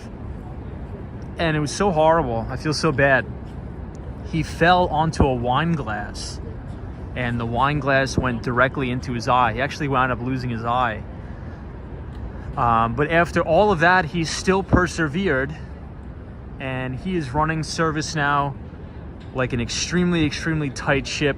They absolutely blew out analyst expectations, beating on both the top and the bottom line. And just a quick review, the number one thing I always like to look for, and I tell you guys this all the time on the streams, is that whenever a big enterprise software company reports earnings, one of the best things to look for is deal closure in excess of $1 million. So that can really give us an idea of how well that company is penetrating the enterprise. And enterprise accounts could, you know, be anything to selling into the Fortune 500 or Fortune 50 That's actually what I do. So I'm in enterprise tech sales. So I sell into the Fortune 500, Fortune 50 big deals. So ServiceNow crushed that metric as well, closing 54 deals in Q1, exceeding $1 million in revenue. So 54 deals in excess of $1 million ARR, or annually reoccurring revenue. So really great report. I think the stock was up 5% after hours. But even though ServiceNow is a fantastic company, I think the stock is off about 50% from all-time record highs. Obviously due to PE contraction. Who Dat Dave? This is Tom. Have you ever researched Pool Corp? Numerous blowout quarters, yet the stock has been crushed from November high. Could you send me the ticker symbol? I'm not sure if you're in the Discord, but if you post the ticker symbol in the Discord, I'll definitely take a look at it for sure. Hey, Cosmo Scary, what's up? Hey, Cosmo, we were just looking at the Empire State Building. It's lit up in all orange tonight. I'm not sure why. Hey, Carol Reevy, good to see you, Carol.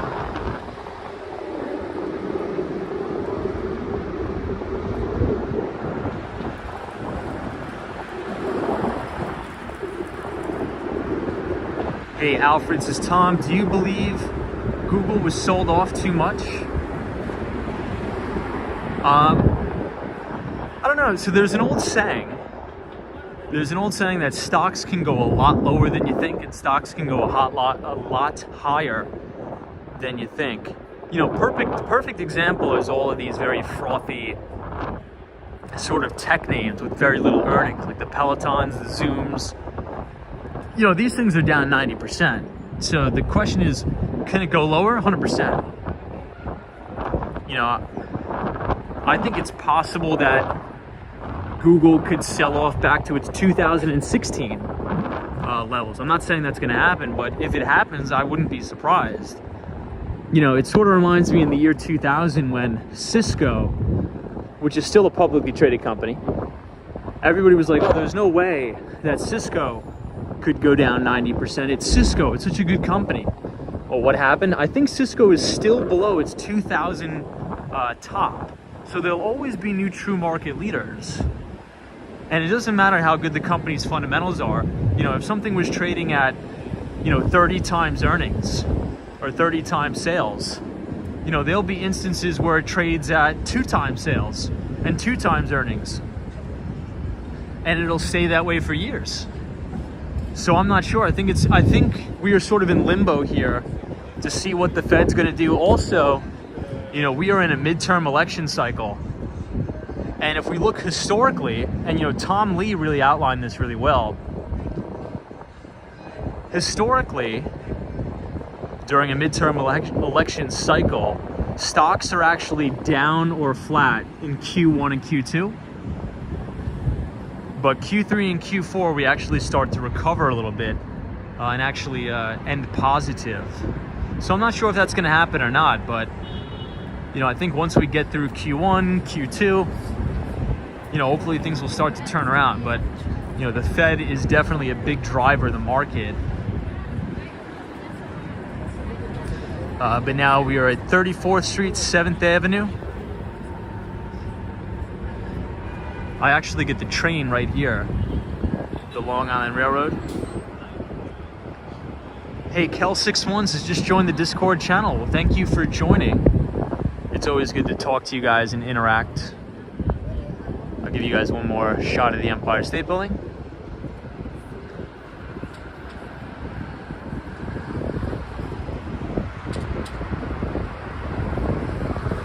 Hey, Irish Coffee, love that username. So Irish Coffee has alcohol in it, is that true? I think that's true.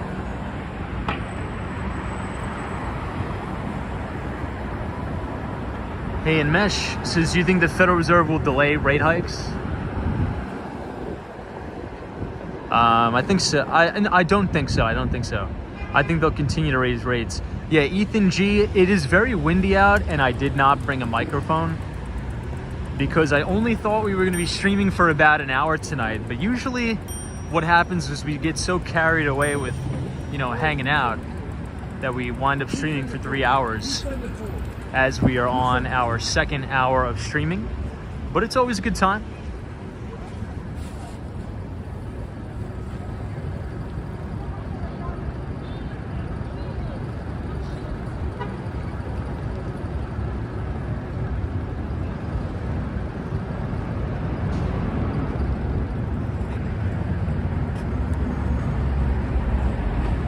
So we're near the hot dog guy.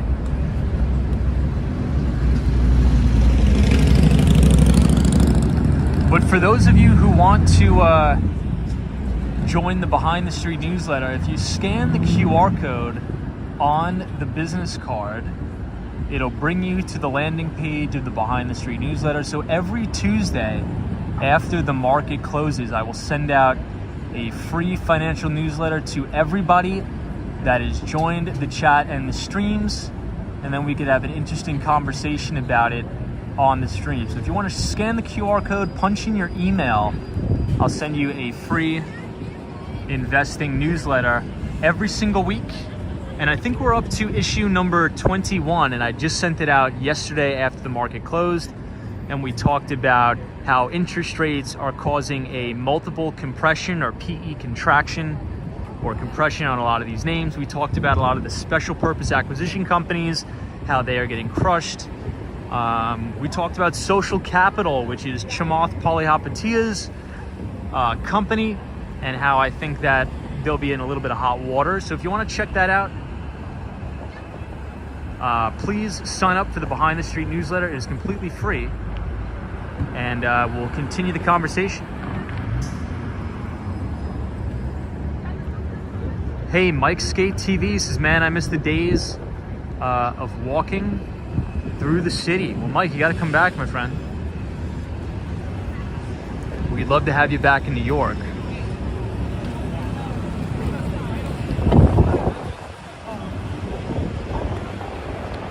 Zach Drew says, looks like it'll ignite bear market pumps. Yeah, so to your point, you know, the most ferocious rallies in the stock market actually happen during bear markets and not during bull markets, as crazy as that may seem. Hey, Abdullah is here. Good to see you, Abdullah. What's up? We are right outside of Pennsylvania Station here, but I'm going to give you guys another view of the Empire State Building from this side. I think this is probably one of the best views in the city. Cosmo Scary is like, Tom, what do you think about the idea of casinos in Times Square? In my personal opinion, I think that's a horrible idea. But then again, I'm very biased because I'm not a big gambler. But we'll see. Hey, Irish Coffee, good to see you. Says, is New York income tax high? It is very, very high. Hey, Nicole's here. What's up, Nicole? Says, I can't wait to be back in the city. Nicole, hopefully you're going to be here in the summer. So Nicole, it's probably like 50, nah, I wouldn't say 50. Nicole, it's probably like 45 degrees. I'm freezing. I mean, I'm used to 80 degrees in Miami. 45. So hopefully you're coming maybe in June or something when it's going to be a little bit warmer.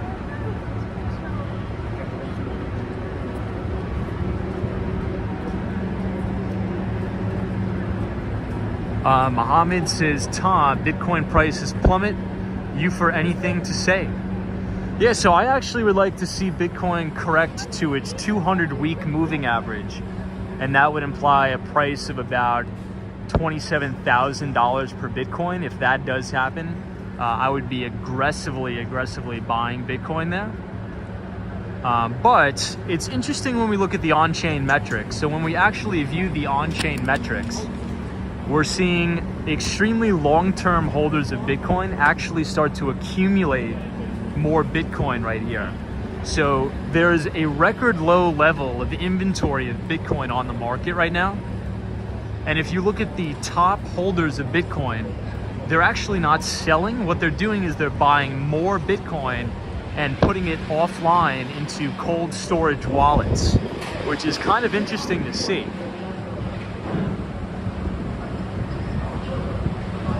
Hey, Sadiq is here. Says, hey, how are you? I'm doing good, Sadiq.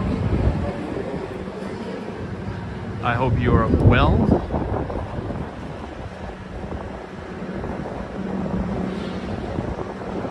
Hey, Carol Reeve says, Tom, the Empire State Building is orange due to infantry awareness? Oh, infertility awareness.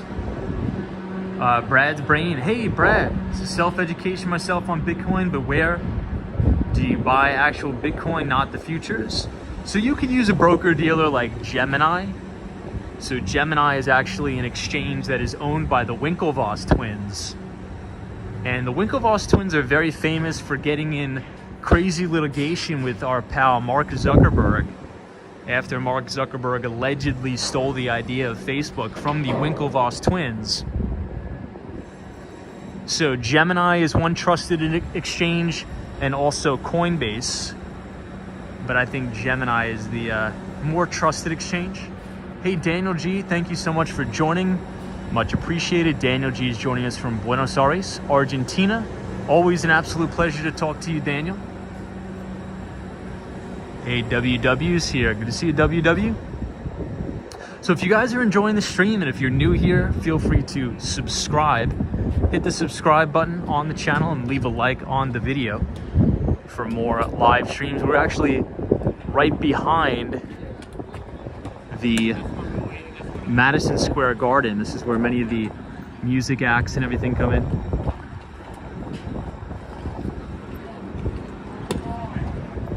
Yeah, Nicole be winning, I know. Isn't that funny? Says, I love how the twins use Gemini as their name. That is funny.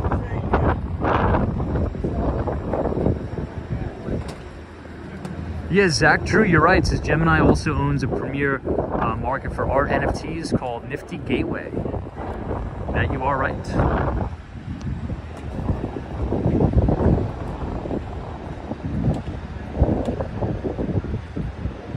Yeah, Brad's brain. Extremely. So if you guys are interested, so the reason why I always recommend that book, The Bitcoin Standard, is because the vast majority of the book is not about Bitcoin. I know that sounds counterintuitive, but I think the real value proposition, because I think you should only invest into something if you understand it and if you can formulate a sound thesis for investment. So what the Bitcoin Standard does, it outlines fiat currencies dating back to essentially the beginning of time, right? What is a fiat currency, how they've came about, why they always go to zero, the problems with fiat currencies. So it really makes you understand the currency markets and what hard money is, what sound money is. Gives you a little bit of a history on the gold standard in the United States. When we came off the gold standard, when the United States government actually, during the Great Depression, confiscated gold from regular people. So a really good book. Hey, V Core says hello. Good to see you. Hope you're well. Marty Lewis is here. Good to see you, Marty. So Marty Lewis, I gotta ask. Did you go swimming today, Marty Lewis? I think you did. I think you told me yesterday that you were gonna go. Hey, how are you? Yeah. So we do a live show. It's called Walks on Wall Street. It's on YouTube. Oh. What's the channel? I want to hear. Walks on Wall Street. Walks on Wall Street. Yeah. Okay. Hey guys, this is Easy from Madison Square Garden. We're just getting off. We're getting ready for the playoffs, guys. So it was the Rangers playing? Yes. Oh, who are they playing? Who they at today? I don't Rangers know. and Canadians. Oh, really? Yeah. Is it playoffs or something? Next week, right? Yes? Yeah, next week. Okay. They're going to be in it. Oh, good meeting you guys. Walks on Wall Street. Yeah, it's on YouTube. We do like a live show. We do like 2 I'll hours. watch you. So you walk up and down on 34 something? So I usually, when I get off of work, we usually walk around like the city. But so it's between New York City and Miami. So like we walk around Miami and we talk about earnings reports and things like that. And then like the live viewers can join the chat. I see. Nice. But yeah, but it was nice meeting you guys. Oh, nice Hey, meeting you be safe. too. See you later. Okay. Thanks. Good night. Hey, have a Walks good on night. Wall Street. Thank you. Have a good night. Zach Drews is out being in New York City. Oh, you'll be in New York City to catch the Rangers game. Samantha R, good to see you. Well, guys, we are at our destination. I got to get on the train. So I'm going to go right here and get the Long Island Railroad. And I think we are right on time because we are right at 2 hours. So we're only about an hour over our time. War Walker, like New York City ladies are so nice. Yeah, I mean, can't get better people than New Yorkers. Where you going? What? Andy, thank you for joining. WW, thank you. So we're gonna cross the street here. I have to get the train, the Long Island Railroad at Moynihan. Gotta head out. Have a busy day tomorrow. Not sure if we're gonna be able to stream tomorrow because I have to take some people out to dinner. So if we do stream, it's probably going to start a little bit later than normal, maybe around 10. Hey Rich, thank you so much. Otto is here. This is good night, Tom, everybody in the stream. Nicole, thank you for joining. Cosmo's Scary, thank you for being a great moderator. WW, have a good one. Sunshine, New York City. Tomorrow will be busy for me too. Thank you for being a moderator, Sunshine. Andy from South Korea, thank you so much. Roy S is great shot, Tom, and short stream as usual. I know, every time we say, oh, it's gonna be an hour, usually turns into 2 or 3, but we kept it short, we kept it to 2 hours. So pretty good. Justin, Mohammed, Abdullah, thank you, appreciate it. You know, maybe I'll take you guys in the post office just so we can see it. Hopefully the doors are not closed.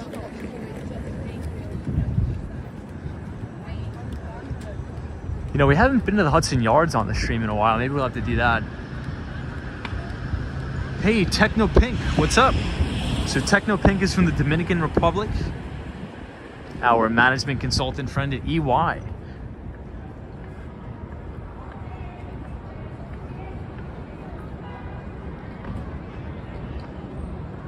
I think this is a very classic and familiar shot from the stream, so we will end it here. So guys, I did send out, once again, the Behind the Street newsletter. So if you type !news, NEWS in the chat, the Nightbot will drop the link to the Behind the Street newsletter. Punch your email in and sign up. If you're already signed up, check your spam folder. Let me know your thoughts. Give me your feedback. I know. Samantha R, hold back the tears. I'm choking up as we speak, so I'm gonna have to go. But Cindy Foley, appreciate it. Ali, Muhammad, Cosmos Scary, photos from around New York, Cindy Foley, Techno Pink, NNB045, Donald, thank you so much. Ethan G, if you want to connect with us on Twitter, you can follow us at Walks Wall Street. And I will see you all in the next one. So to the Mighty Bull, have a good night wherever you are, because there is always a bull market somewhere and you just need to know where to look. We'll see everybody right back here in the greatest city on earth, New York.